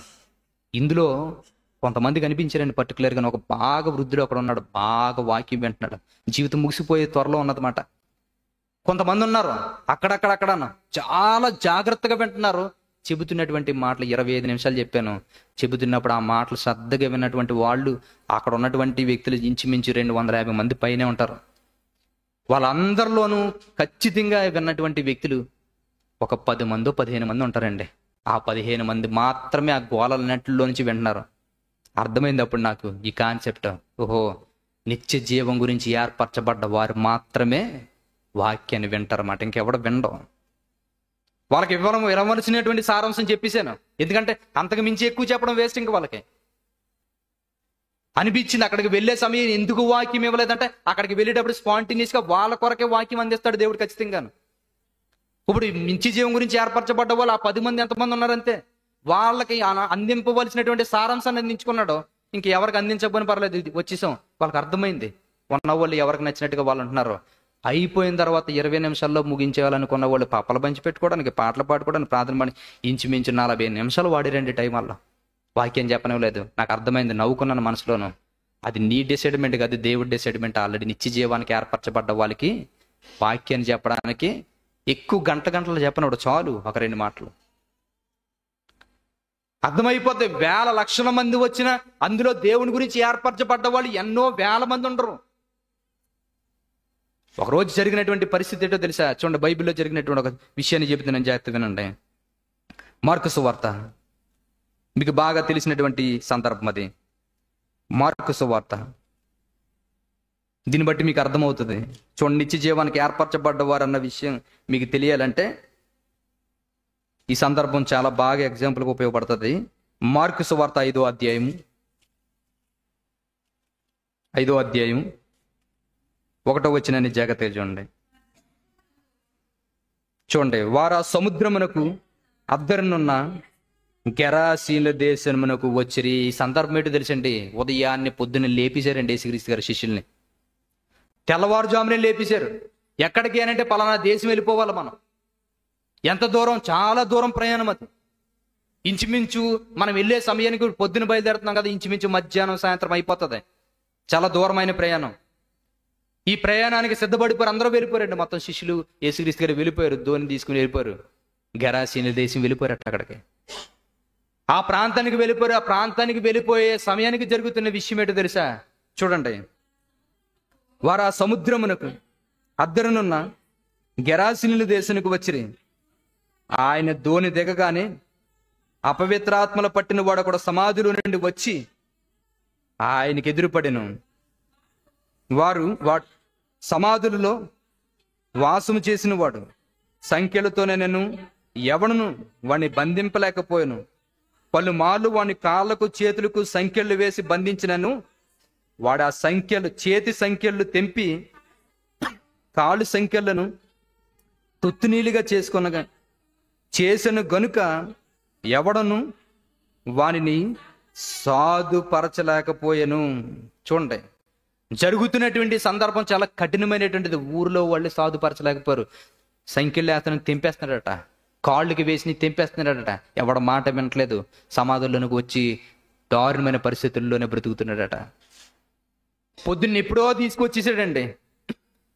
తీసుకొచ్చేసినటువంటి వాళ్ళ దగ్గరికి వెళ్ళిన తర్వాత ఆ గెరాసినీల దేశం వెంట్రావగా అని ఈ వ్యక్తి కనిపించాడంట. గడ్డలు పెంచుకుని జుట్టెలా ఉరబోసుకుని యేసుక్రీస్తు గారి మీదకి రయ్యని వచ్చి ఆయన కొట్టడానికి వచ్చినట్టుగా వచ్చి, ఇదిగో అక్కడ మాట్లాడుతున్నటువంటి మాటల్లో, నువ్వు దేవుని కుమారుడివి, మాతో నీకేం పని అనుకుని ఎన్నో మాటలు మాట్లాడుతుంటాడు. వీళ్ళు అనుకుంటుంటారు, ఇదేట్రా ఏదో ఎంత దూరం ప్రయాణం చేసాము, అక్కడికి లోపలికి వెళ్ళి ఊళ్ళోకి వెళ్ళి మొత్తం అందరికి చెప్దామంటే ఈడితోటి మాకు ఈ గొడవ పెట్టరా బాబు అనుకుని ఉంటారా ఉండరంటారా? ఎక్కడికైనా ప్రయాణం అవుతున్నా గొడవ ఏమైనా జరుగుతుంది అనుకోండి, ఇదేట్రా మేము ఎక్కడికి వెళ్ళాలంటే నువ్వు పట్టుకుని మమ్మల్ని ఇలా చేస్తానే బెటర్ అంటారా అనరా? ఇప్పుడు సేమ్ అదే. ఇప్పుడు గెరాసీనుల దేశం వెళ్ళగానే ఎంటర్ అయిన వాళ్ళు ఎవరు? యేసుక్రీస్తు గారికి ఎవరు ఎదురయ్యారు? దెయ్యాలు పట్టుకున్నటువంటి ఒక వ్యక్తి ఎదురయ్యాడు. వదులుతలేదు ఒక పక్క నుంచి. యేసుక్రీస్తు గారు ఆయన దగ్గరికే వెళ్ళాలని ఇష్టపడ్డాడు. ఆయన దగ్గర ఉన్నటువంటి ఏ అపవిత్ర ఆత్మలు అయితే పట్టేవో అన్నిటిని వెళ్ళిపోమని బయటికి ఆజ్ఞాపించాడు. పందుల్లోనికి వెళ్ళిపోవాలనుకుని ఆజ్ఞాపిస్తే వెళ్ళిపోయి, ఆయన ఎప్పుడైతే ఆ దెయ్యాలు వదిలి వెళ్ళిపోయో రక్షకుడు అన్నటువంటి విషయం ఆయనకు అర్థమైంది. అర్థమైన తర్వాత జరుగుతున్న సందర్భం ఏంటో తెలుసా? చూడండి, 8వ వచనం దగ్గర నుంచి చూడండి. ఆయన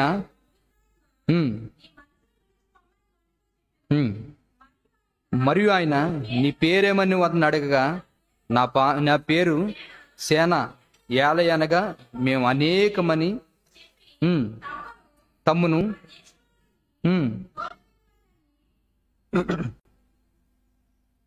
ఈ 14వ వచనం దగ్గర నుంచి చూడండి. 14వ వచనం. ఆ పందులు మేపుచున్నవారు పారిపోయి పట్టణంలోను గ్రామంలోను ఆ సంగతి తెలియజేసరి. జనులు జరిగినది చూడవెళ్ళి యేసునద్దకు వచ్చి, శానను దెయ్యములు పట్టినవాడు బట్టలు ధరించుకొని స్వస్థ చిత్తుడై కూర్చుండి చూచి భయపడిరి. జరిగిన చూచిన వారు దెయ్యములు పట్టిన వానికి కలిగిన స్థితియు పందుల సంగతియు ఊరి వారికి తెలియజేయగా తమ ప్రాంతములు విడిచి పొమ్మని వారు ఆయన్ని బతుమాలు కొనసాగిరి. చూసారా, అక్కడ రాస్తున్నప్పుడు నిజంగానండి మార్కు గారు చాలా బాగా రాశాడండి. నిజంగా పరిశుద్ధాత్మ ప్రార్థనతోటి వాళ్ళు వచ్చి ఏం చూసారంటే తెలుసా? బట్టలు లేకుండా ఉంటున్న వాడిని బట్టలు వేసుకోవడం చూసారట. అప్పటి వరకు పిచ్చి పిచ్చిగా ప్రవర్తించేవాడు క్రమశిక్షణగా కూర్చోవడం చూసారట. అప్పటి వరకు మనుషుల మీద తిరగబడేవాడు యేసుక్రీస్తు గారి దగ్గర కూర్చుని ఆయన మాట శ్రద్ధగా వింటున్నాడట. ఇంత బాగుపడ్డవాడిని చూడగానే ఏమనాలి? అయ్యా మా ఊళ్ళో అడుగు పెట్టాయా అనాలి. అవునా కదా? ఏమన్నారట? నీకు దండం బాబు, ఊరు తెలిసి బాగున్నారట. చాలా పరిస్థితులు చూడండి. ఎక్కడన్నా సంఘాల్లో వాక్యం, స్వచ్ఛమైన వాక్యం చెప్తున్నాం అనుకోండి, మీకు దండం చెప్పొద్దు అంటారు. అరే మీ పిల్లలు వాళ్ళు చెబుతుంటే తాగి తిరుగుతున్నారు కదా, ఈ బోధలు వెంట వాళ్ళు బాగుపడతారంటే మాకు అదే కావాలంటారు వాళ్ళు. తెలుసా? నిజం.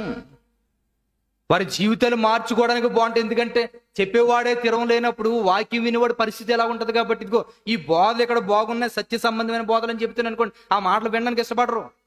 చెడిపోయే మాటలు ఎక్కువగా వినడానికి ఇష్టపడుతుంటారు. ఇప్పుడు యేసుక్రీస్తు గారి దగ్గరికి ఈ మాటలు ఎప్పుడైతే చెప్పారో వారు ఏం చేశారంటే తెలుసా? దోనెక్కి వెళ్ళిపోయారట. శిష్యులు అడుగుతున్నారు, అయ్యా ఇంత దూరం ప్రయాణం చేసి వచ్చాం కదా, నలుగురికి సువార్త చెప్పి వచ్చేద్దాం ఏదో ఒకలాగా వెళ్ళి. యేసుక్రీస్తు గారు అన్నారట, లేదు, దోనెక్కి వెళ్ళిపోచ్చాను. జాగ్రత్తగా వినాలి. ఈ మాట ఎక్కడన్నా ఉపయోగించేవారు ఆయన? యెరూషలేము దగ్గరికి వెళ్ళినప్పుడు, అయ్యా అక్కడ గాని వెళ్ళామనుకో రాళ్ళతో కొట్టేస్తారు మనల్ని, ఇంకొక ప్రాంతం నుంచి వెళ్ళిపోదాం, మందిరం దగ్గరికి ఇప్పుడు వెళ్ళొద్దు అనుకున్నా కూడా వెళ్ళివాడు ఆయన. ఎందుకని? సువార్త చెప్పాలి ఖచ్చితంగాను. ఇప్పుడు ఇక్కడ ఆయన ఆ మాట అనగానే ఎక్కిసాడంటే అర్థం ఏంటి? రక్షింపబడేవాడు, నిత్య జీవానికి ఏర్పరచబడే గెరాసీనుల దేశంలో ఒక్కడే ఉన్నాడు, ఇంకెవరు లేరు. పని అయిపోయింది, ముగించుకుని పోతున్నారు అంతే. ఒక్కడే ఉన్నాడు, ఇంక లేరు, వచ్చేసారు మొత్తం వెనక్కి. ఇంకొక సందర్భాన్ని చూడండి, లోక సువార్త 19వ అధ్యాయం.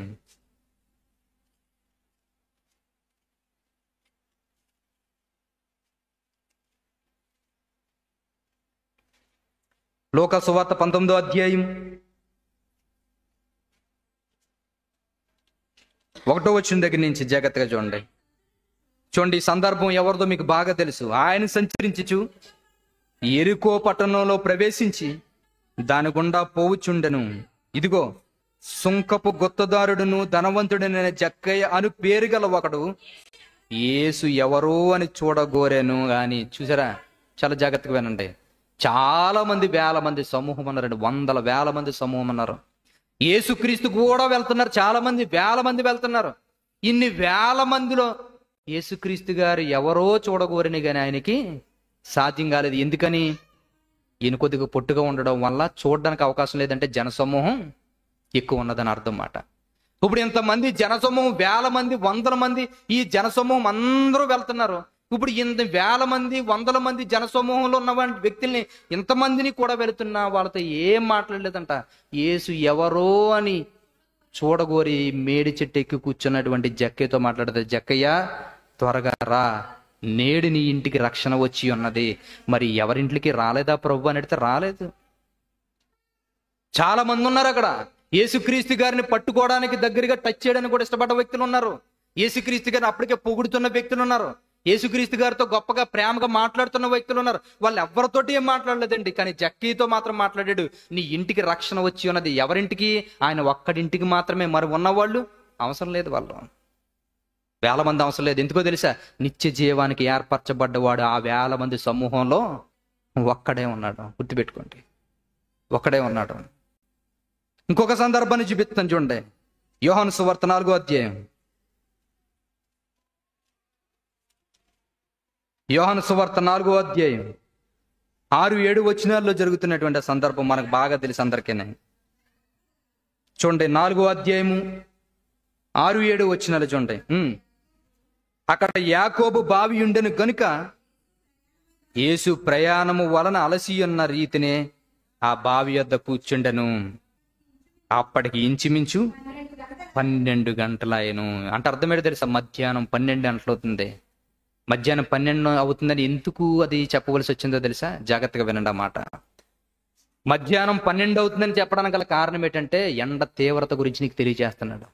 ఎండ తీవ్రత నార్మల్గానే 7-8 ఆ టైంకి అక్కడ సెంటిగ్రేడ్ ఇంచుమించు 35 నుంచి 40 సెంటిగ్రేడ్లు ఉష్ణోగ్రత వేయడం అనేది చాలా దారుణంగా ఉంటుంది. ఈ అరబ్ కంట్రీస్ అన్నీ కూడా అలాగ ఉంటాయి, చాలా దారుణం మాట. ఇంకా 1 గంట 12 ఆ మెట్ట మధ్యాహ్నం ప్రాంతం అనుకోండి, ఎండకి తాళలేరు ఎవరు కూడా.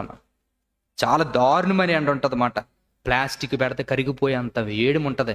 కానీ ఆ వేడిమి కొరకు అయినా కూడా వేడిమిని తట్టుకుని ఆ ఎండలో ఎక్కడికి వెళ్లకుండా బావి దగ్గరే కూర్చున్నాడు యేసుక్రీస్తు గారు. ఆ టైం కోట్ చేస్తున్నాడు చూడండి. ఎందుకో తెలుసా? ఎంత ఎండలో ఆయనకి అక్కడ ఉండవలసిన పని ఏముంది? ఉంది పని. ఈ మిట్ట మధ్యాహ్నం ఆ 12 గంటలకు ఆయన అక్కడ ఉండవలసిన పని ఏముంది? ఏ సాయంత్రం వచ్చి పని చూసుకోవచ్చు కదా, లేదంటే ఏ చెట్టు నీడకో వెళ్ళి కూర్చోవచ్చు కదా. ఇంత ఎండలో అదే ప్లేస్లో ఎందుకు కూర్చోవాలి? శిష్యులకు అర్థం కాలేదు. ఎవరికి వాళ్ళు వెళ్ళిపోయారండి, ఊళ్ళోకి ఎక్కడికో వెళ్ళిపోయారు. భోజనం చేయవా ప్రభు అని అడిగితే, భోజనం చేయర్రా, నాకు వస్తుందిలే అన్నారంట. ఈయన ఏమని? నాకు వేరే ఆహారం ఉందలే అని అన్నారట. ఈయనకి ఎవరో తెత్తరలే స్పెషల్గా అని అనుకుని వెళ్ళబోయారట. అంతే కదా. మరి ఇలా అర్థం చేసుకునే విధానం అలాగుందేమో. మరి అయ్యగారుల కంటే అలాగుంటుంది. బయట అందరికీ సాంబార్ వేసిన అయ్యగారికి చికెన్ ఖచ్చితంగా ఉంటుంది. కాబట్టి ఇప్పుడు అయ్యగారు ఇక్కడ కూర్చుని ఏమన్నారట? నాకు వేరేది ఉందని చెప్పారట. వేరేది అనగానే వీళ్ళకి ఎవరో తీసుకొస్తారో మనం వెళ్ళిపోచ్చారా, ఏదో ఏ ఖర్చరమో ఏదో తీసి తినేసేద్దాం మామూలుగాను, ఈయనకి ఏ ఎనభై ఉంటుంది అనుకున్నారు, వెళ్ళిపోయారు. ఈయన ఆకలి, ఈయన బాధ ఏంటి తెలియదు. మధ్యాహ్నం అవుతుంది, ఎవరికి వాళ్ళు వెళ్ళిపోయారు. అక్కడ ఉంటున్నటువంటి ఆ స్త్రీ వచ్చిందంటే ఎవరు? ఆమె సమరయ స్త్రీ. చూసారా? సమరయులు చాలా మంది ఉన్నారు, వేల మంది, లక్షల మంది. అక్కడ ఉన్న సమూహంలో చాలా మంది సమరయులు ఉన్నారు. ఈ సమరయులు అందరి గురించి అక్కడ నిలబడలేదట. ఈమె ఎప్పుడు వస్తుందా అని ఎదురు చూస్తున్నాడట. ఆమె జీవితం ఏటో ఆమెకు చూపించాడు. ఆమెకు అర్థమైపోయింది, అయ్యా నువ్వు నా గురించి బయటెట్టావు అనుకుని నీ మీద కోపం లేదు, నా గురించే ఎవరికి తెలియకుండా మెయింటైన్ చేస్తున్నాను ఇప్పుడు వరకును. ఎంతమంది అని, ఈమె వాళ్ళ భర్త చనిపోయిన తర్వాత, భర్త లేకపోయిన తర్వాత ఏదో ఒకరితో ఉంటుంది అనుకునే ఊరికి తెలుసు, కానీ ఎంతమందిని మారుతుందని ఎవరికి తెలియదు. ఆమె సీక్రెట్ ఆమెలోనే ఉంది. ఆ సీక్రెట్ ఈయన బయటెట్టాడు. ఇలా చెప్పగానే మామూలుగా ఎవరైనా చెప్పారనుకోండి, ఎలా ఉంటే చెప్పండి, ఎలా ఉంటుంది చెప్పండి? ఇంకా లేనిపోని ఇంక మొత్తం అంత భారతం వచ్చేది మొత్తం అంతా శుభ్రంగాన. ఇది కాదు అది కాదు అనుకుని ఏయో మాటలు మాట్లాడతారు. ఇప్పుడు ఈయన ఇక్కడ చెప్పాడంట, ఇదిగో మీ ఆయన ఈయన కాదు ఇంకొకరు ఉన్నారు తెలుసా అని అనగానే కోపం రేగులిపోవాలి. ఏం లేదు, అలా చెబుతున్నట్టు ఒకరు సంఖ్య చెబుతున్నాడు, ఇన్ని సంఖ్య ఇదిగో ఎంతమంది ఇప్పుడు ఉన్నవాడు కూడా నేను చెప్తున్నాను మీ ఆయన కాదని చెప్తే వెంటనే ఆ విషయాన్ని ఎప్పుడైతే విన్నదో ఏడ్చిందండి నిజంగాను. నా బ్రతికేటో నాకు తప్ప ఊళ్ళో వాడికి ఎవరికీ తెలియదు, కానీ నా బ్రతుకులో ఉన్న విషయం చెప్పగలిగేవంటే మెస్సేజ్ వస్తే మా జీవితంలో ఉన్నటువంటి మా హృదయ ఆలోచనలో మా తలంపులు బయట పెడతాడని మేము ప్రవక్తలు చెప్పిన గ్రంథంలో చదివాం. నిజమైన మెస్సేజ్ నువ్వని అర్థమైపోయింది. నా జీవితం ఈ రోజు నుంచి నీకే అంకితం అనుకుని తన జీవితాన్ని అక్కడ విడిచిపెట్టి ఊళ్ళో ఉన్న వాళ్ళతో వెళ్ళిపోయిందండి. ఆయన ఏం చేశాడు తెలుసా? ఆయనతో చెప్పాడు, బయలుదేరిపాడు. ఎందుకని? ఊర్లోకి వెళ్ళి చెప్పొచ్చు ఆయన కూడాను, ఆమెతో పాటు నేను కూడా వస్తానులే నీతో పాటు నేను చెప్పొచ్చు. చెప్పలేదు. ఎందుకని? అన్ని వేల లక్షల మందిలో ఆ రోజు ఆ రక్షణ పొందుకోవలసినటువంటి వ్యక్తి ఆ సమరయ స్త్రీ మాత్రమే ఉన్నది. నిత్య జీవానికి ఏర్పరచబడ్డ ఆమె చెప్పాడు, వచ్చేసాడంతే. ఇప్పుడు ఎందుకు ఈ విషయాలు చెప్తుంది తెలుసా? నిత్య జీవానికి ఏర్పరచబడ్డ వారి జీవితాలు చూడండి. నిత్య జీవానికి ఏర్పరచబడ్డ వారు మాటలు, వాళ్ళతో మాట్లాడుతున్న బోధలు చూడండి. గంటలైనా మాట్లాడాడు వీళ్ళతోటి. ప్రసంగాలైనా 100 ప్రసంగాలు విన్నాడండి, అప్పుడు మారాడండి. ఏం చెప్పారా? జక్కయ్య త్వరగా దిగిరా, అక్కడ దయ్యాలు పట్టిన వాడిని దయ్యాలు విడిచిపెట్టి వెళ్ళిపోమన్నాడు, మారాడు. జక్కయ్య త్వరగా దిగిరమ్మన్నాడు, నేను నీ ఇంటికి రక్షణ వస్తుందని చెప్పాడు. చూడండి అలా బోధలు ఎలాగున్నాయో. సమరయ స్త్రీ దగ్గరికి వెళ్ళాడు, ఆమె చేస్తున్న తప్పేడు తెలియజేశాడు. అర్థమైపోయింది జీవితం ఏటో. మన జీవితాల్లో కూడా దేవుడు వాక్యాలు ఇన్ని బోధలు వినబడుతున్న మార్పులు రావట్లేదంటే, ఇన్ని బోధలు వింటున్నా మన జీవితంలో మార్పులు రావట్లేదంటే, దేవుడి గురించి నిజాయితీగా నిలబడి కసిగా దేవుడి గురించి బ్రతుకుదాం అనుకుని తపన రావట్లేదంటే, అంటే మన లిస్టులో ఉన్నామా లేదన్నా? లేవని తేలిపోచ్చాక లేవండి, ఇంకెందుకులేండి ప్రార్థనకి రేపు నుంచి. ఏంటి పరిస్థితి ఆలోచించుకోండి ఒకసారి. ఒకవేళ ఈ లిస్టులోనే లేకపోతే ఏంటండి పరిస్థితి?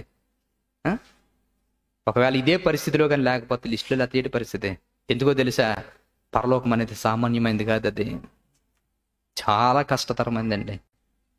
పరలోకం గురించి మాట్లాడితే, నిత్య జీవం గురించి ఏర్పరచబడ్డ వాళ్ళని అన్ని లక్షల వేల మందిలోంచి ఒక్కొక్కడినే ఎందుకు తీసుకొస్తున్నాడంటే, అసలు పరలోకం వెళ్ళేవారి సంఖ్య తెలుసా?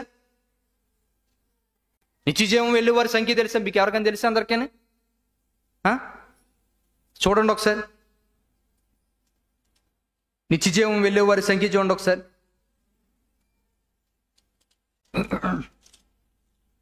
ఎబ్రీ పత్రిక చూడండి ఒకసారి.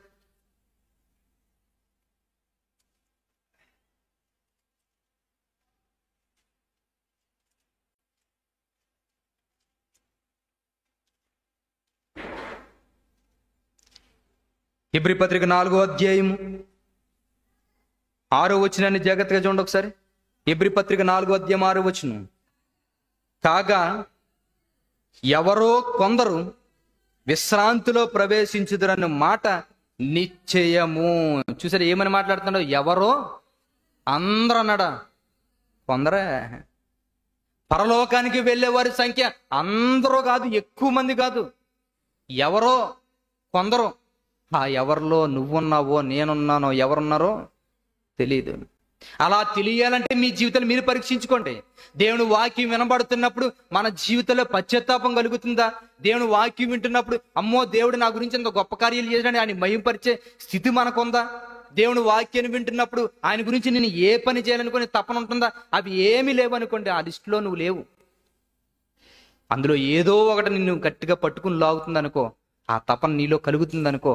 ఆయన గురించి ఏదో చేద్దాం అనుకునే తపన కానీ, నా బ్రతుకు ఎలాంటి పాప జీవితం అనుకునే పశ్చాత్తాపం కానీ, లేదంటే నా జీవితంలో ఆయన గురించి ఏదో ఒక విషయాన్ని నేను తపన పడాలనుకునేటువంటి ఆలోచన ఏదైతే ఉన్నదో, ఇలాంటివి ఏమైనా మీలో కలుగుతూ ఉండంటే చెప్తున్నాను, ఆ లిస్టులో మీరు ఉండటం లేదా? ఆయన మహిమ పరచబడే స్థితిలో లేకపోయినా, మన బ్రతుకులేటో మనం సరి చూసుకోకపోయినా, పశ్చాత్తాపం లేకపోయినా, ఆయన కర్తవ్యం ఏటో తెలుసుకుని చేయకపోయినా, ఈ వీటిలో కానీ ఏ క్రియ లేకపోయినా, మనం ఈ నిత్య జీవం లిస్టులో ఆ కొందరిలో ఒక్కడగా మనం ఉండలేని పరిస్థితి. ఎందుకంటే సిమ్టమ్స్ తెలిసిపోతుంటాయి మన విషయాల్లోనూ. ఆలోచించండి ఎందుకు ఈ విషయాన్ని చెబుతున్నాను. ఎక్కడ కొత్త నిబంధనలోనే కాదు, ఆయన ప్రారంభం నుంచి అలాగే చేస్తానండి. ప్రారంభం నుంచి అలాగే ఉన్నారు. ప్రారంభం నుంచి వేల వేల మంది సమూహాలను ఎంచుకోలేదు ఆయన. నిత్య జీవానికి ఏర్పరచబడ్డ వాళ్ళు ఎంతమంది? ఎవరో కొద్దిమంది. అది ఎప్పటి నుంచి? క్రీస్తు వచ్చిన దగ్గర నుంచి ఏదో జక్కయ్య గారినో లేదంటే సమరయ స్త్రీనో గెరాసీనుల దేశంలో ఉన్న ఆ వ్యక్తిని ఒక్కరిని పిలిచారని వీళ్ళ కోసం అనుకోకండి. భూమి ప్రారంభమైన దగ్గర నుంచి, మానవ మనుగడ ప్రారంభమైన దగ్గర నుంచి ఆయన ఇదే పని చేసుకుని వస్తున్నాడు. నిత్య జీవానికి ఏర్పరచబడ్డ వాళ్ళని మాత్రమే దేవుడు పిలుచుకుంటున్నాడు. వాళ్ళకి మాత్రమే దేవుని మాటలు వినిపిస్తున్నాడు. ఉన్న వాళ్ళకి ఎవరికి వినబడవు. ఆదికాండం చూడండి ఒకసారి, 7వ అధ్యాయము.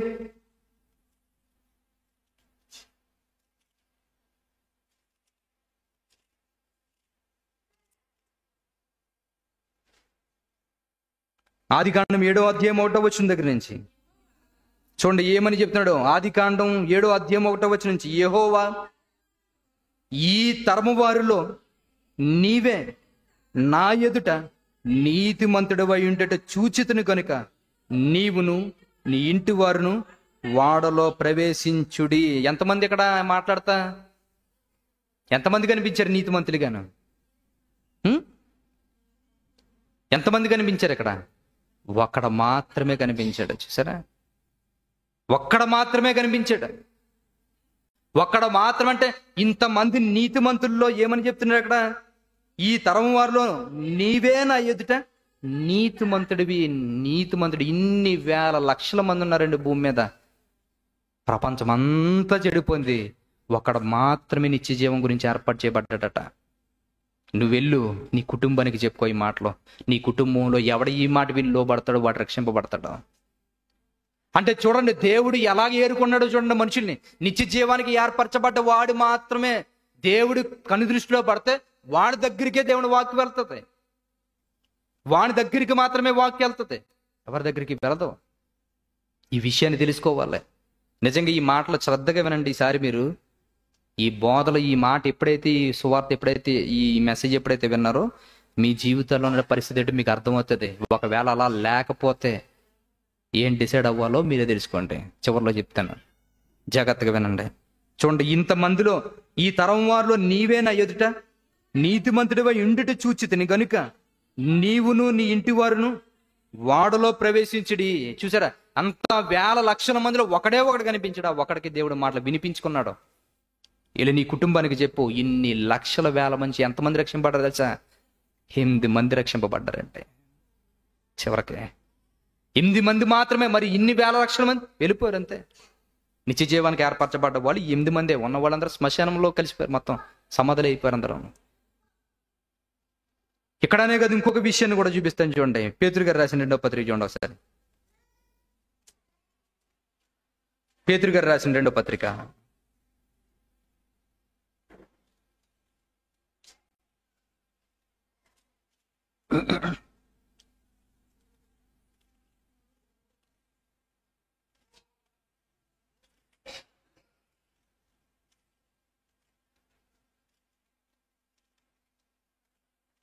పేతురు గారు రాసిన 2వ పత్రిక 2వ అధ్యాయము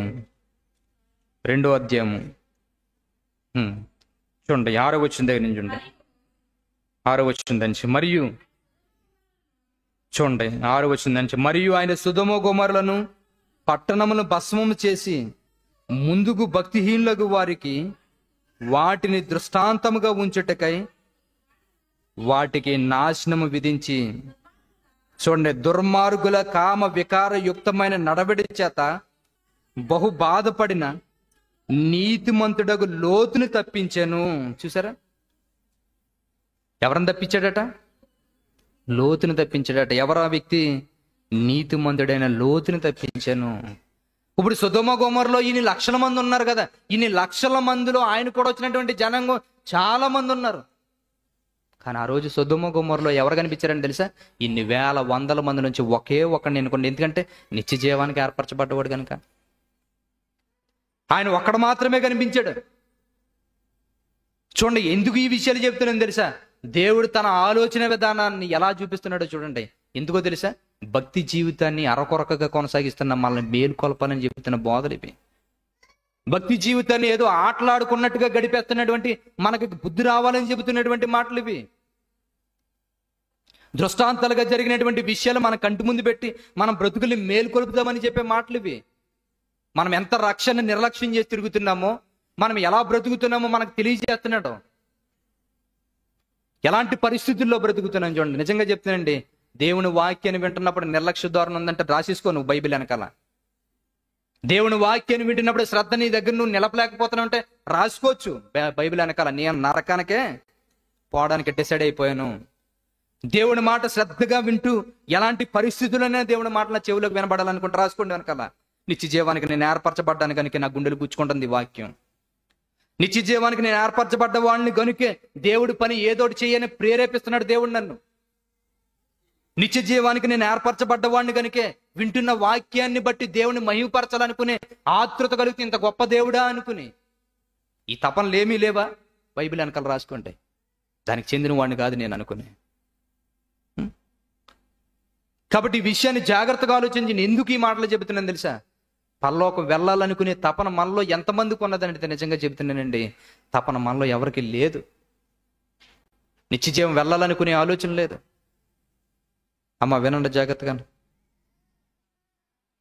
కాబట్టి ఈ విషయాన్ని జాగ్రత్తగా ఆలోచించండి. ఎందుకు ఈ మాటలు చెప్తున్నాను తెలుసా? పరలోకమందున్నటువంటి దేవుడు తపన చెందుతున్నాడు కనుక ఈ మాటలు మనతో మాట్లాడుకుంటున్నాడు. ఈ విషయాలన్నింటినీ నేను నిజంగా ఒకవేళ పరలోకం వెళ్ళేవారి సంఖ్య ఒకవేళ చూడాలనుకుంటే నిజంగా ఎలాగున్నది చూడండి ఒకసారి. మత్తయి సువార్త చూడండి ఒకసారి.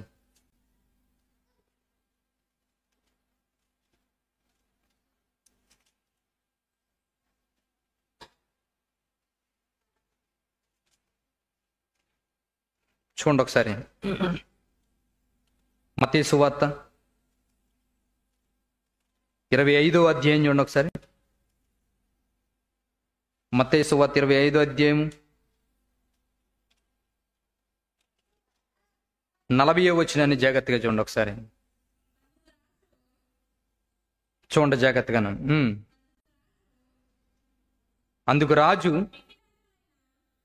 మిక్కిలి అల్పులైన ఈయన సహోదరులో ఒకనికి మీరు చేసిదురు గనుక నాకు చేసితరని నిశ్చయముగా మీతో చెప్పుచున్నానని వారితో అనను. అప్పుడైనా ఎడం వైపున ఉండి వారిని చూచి, శపింపబడిన వారులారా, నన్ను విడిచి అపవాదికిని వాని దూతలకును సిద్ధపరచబడిన నిత్యాగ్నిలో పోవుడి. నేను ఆకలగొంటిని, మీరు నాకు భోజనం పెట్టలేదు. దప్పిగొంటిని, మీరు నాకు దాహమీయలేదు. పరదేశినై ఉంటిని, మీరు నన్ను చేర్చుకొనలేదు. దిగంబరినై ఉంటిని, మీరు నాకు బట్టలు లేదు. రోగినై చెరసాల్లో ఉంటిని, మీరు నన్ను చూడరాలేదు చెప్పాను. చూసారా ఎందుకు ఈ సందర్భాన్ని చదివించాను తెలుసా? ఇప్పుడు ఈ లిస్టులో, ఇప్పుడు చదివినటువంటి కింద లిస్టులో ఎవరమైనా ఇలాంటి క్రియల్లో పాల్పంపులు పొందుకుంటున్నాము మనం? నీకు తెలిసిన వాడిని తీసుకొచ్చి కూర్చోబెట్టి అన్నం పెడుతున్నావా? నీకు తెలిసిన వాడిని తీసుకొచ్చి వాళ్ళకి బట్టలు ఇస్తున్నావా? నీకు తెలిసిన వాళ్ళు అయితేనే, బాగా పరిచయం అయితేనే వాళ్ళ దగ్గరికి వెళ్తున్నామా? వాళ్ళ పరిస్థితుల్లో ఎలాంటి పరిస్థితులు చెబుతున్నాడు చూడండి ఇక్కడ మాట్లాడుతున్నప్పుడు. ఈయన సహోదరుల్లో ఎవరికైనా ఇలాంటి పరిస్థితులు వచ్చినప్పుడు నువ్వు ఎలా స్పందిస్తున్నావు? ఆ స్పందన నీ దగ్గర లేదనుకో, ఈ లిస్టులో నువ్వు ఉండవు. రేపొద్దున నా తండ్రి చేత శపింపబడిన వారులారా పక్కకు పోండి. ఎందుకు ఈ లిస్టు చదివించాను తెలుసా? మన స్వీయ పరిశీలనకు ఉపయోగపడేవి. ఇన్ని రోజులు నీ రెక్కల కష్టం సంపాదించుకుని నువ్వు బ్రతుకుతున్నావు. నీ కుటుంబం నువ్వు చక్కగా తింటున్నారు. దేవుని పిల్లలుగా ఉంటున్నటువంటి వ్యక్తిని ఇబ్బందులు ఉంటున్నప్పుడు కానీ, శ్రమలు ఉంటున్నప్పుడు నీ వంతు పాత్రను పోషించిన రోజులు ఉన్నాయా? రేపు పొద్దున్న ఇవే లిస్ట్ అడుగుతాడు. వాళ్ళ గురించి కనీసం ప్రార్థన చేసి, ప్రభువా వాళ్ళు ఈ పరిస్థితుల్లో ఉన్నారు, వాళ్ళ దగ్గరికి వెళ్ళే పరిస్థితి లేదు, వాళ్ళు ఏంటంటే నా స్తోమత లేదు అనుకుని వాళ్ళ గురించి కన్నీళ్ళు విడిచిన ప్రార్థన ఉందా మన దగ్గర? అడిగే ప్రశ్నలు ఇవే రేపొద్దున్న మనందరినే.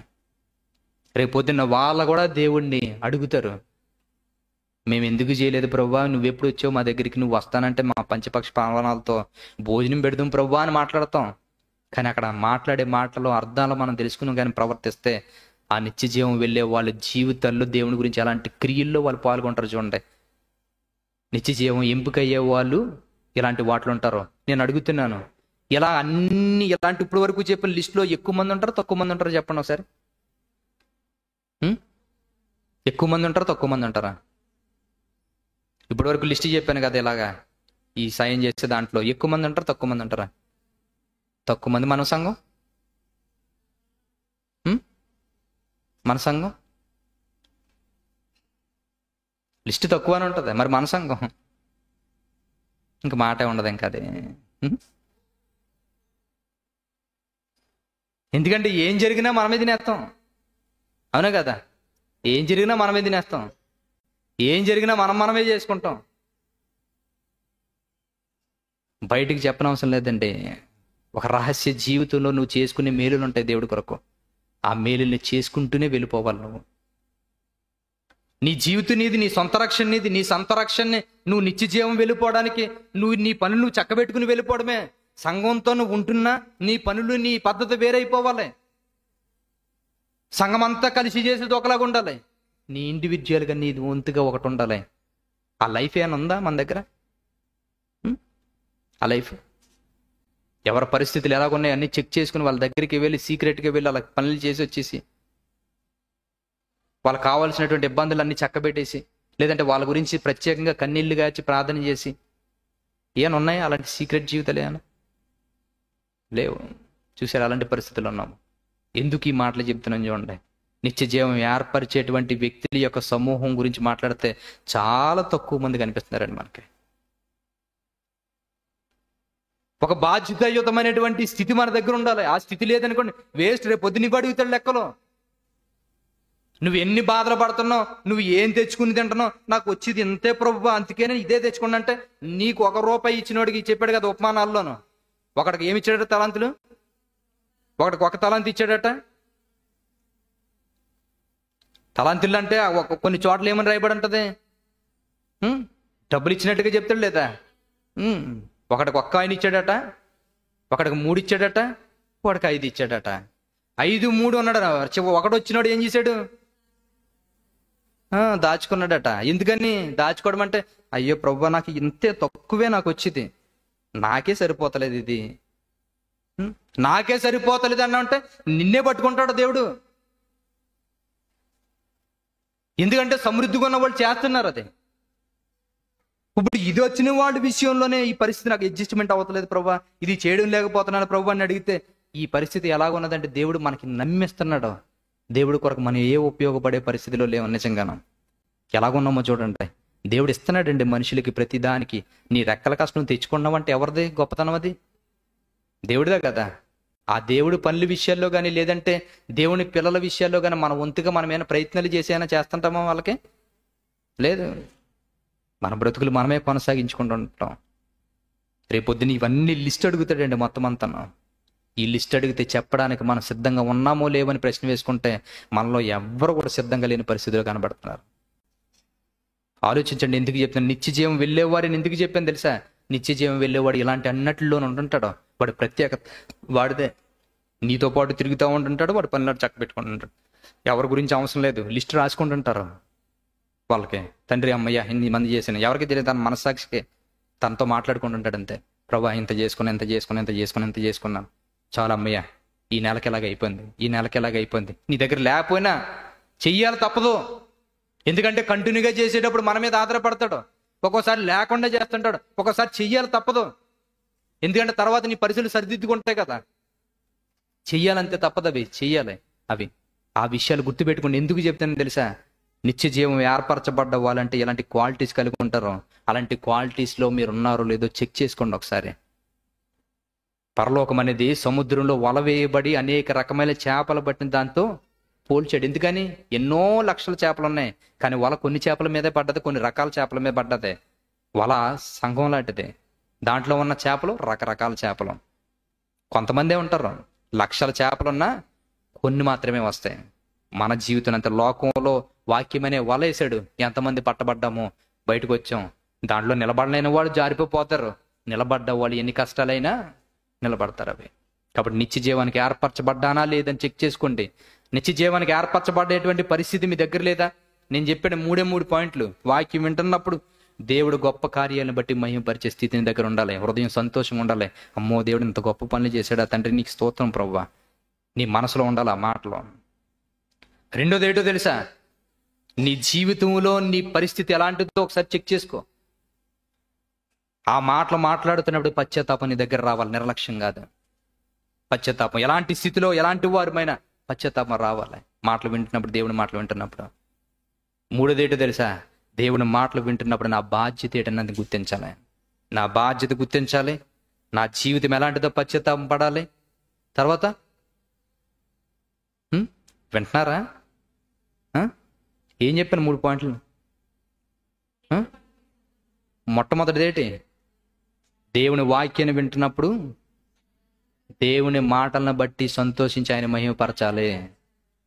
గుర్తుపెట్టుకోండి, దేవుని మాటలు వింటున్నప్పుడు మహిమపరచాలి. అలాగా నీకు ఏదో నోటు వరుసకు వచ్చినట్టుగా దేవుని స్తోత్రం, ఏ పని చేసినా అదే కదా మన పరిస్థితి.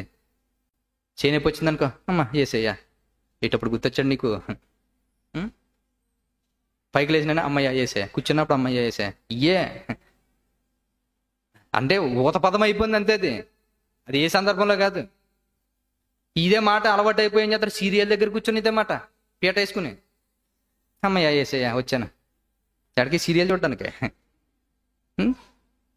ఎందుకని అలవాటు అయిపోయింది కదా. దీని మీద ఒక జోక్ ఏదో ఉంటుంది. బాగా అలవాటు, ఇలాంటి మాటలు అలవాటు అయిపోయినాడట, సినిమాకి వెళ్ళాడట. విలన్ గాడు హీరోని కొట్టేస్తుంటే బాధపడుతుంటే హీరో గాడు విలన్ కొట్టాడట. దేవుని స్తోత్రం అన్నాడట. అయ్యగారు వెనకాల ఉన్నారట, హల్లెలూయా అన్నాడట. చూడండి అలాగ ఉందో పరిస్థితి. అలవాటు అయిపోయి వచ్చేస్తుంటే పదాలు. ఒక్కోసారి మాట్లాడుతుంటాను, పడుకున్న వాళ్ళు ఎవరో దేవుని స్తోత్రం చెప్పండి అనుకోలేదు. దేవుని స్తోత్రం ఆ మాట అనవసరం, చెప్పమన్నారు కదా దేవుని స్తోత్రం అన్న మాట చెవులు అలా గుచ్చుకున్నది మాట టప్పమని. అలవాటు అయిపోద్ది ఇవన్నీ. అలవాటు ప్రకారంగా చేయకూడదండి, హృదయపూర్వకంగా చేయాలి. హృదయపూర్వకంగా. అందుకనే చెప్తున్నాను, దేవుని వాక్యాన్ని బట్టి మహిమపరచాలి. అవన్నీ మన జీవితమేటో ఒకసారి పరీక్షించుకుని పశ్చాత్తాపం పడాలి.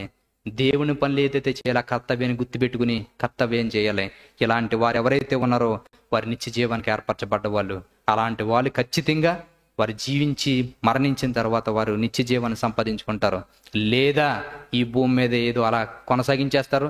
రేపొద్దున ఎడం పక్కన నిలబడి ఆయన చేత శపింపబడిన వాళ్ళు నిలబడే పరిస్థితి వస్తుంది. కాబట్టి ఎలాంటి పరిస్థితిలో ఉన్నామో చెక్ చేసుకోండి.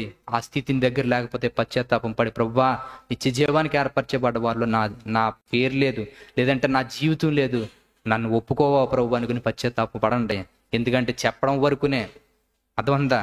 సువార్త అనేది చెప్పడం వరకునే. నమ్మి బాప్తిసం తీసుకున్నవాడు రక్షింపబడిన, నమ్మని వాడికి శిక్ష. అంటే చెప్పడం వరకునే.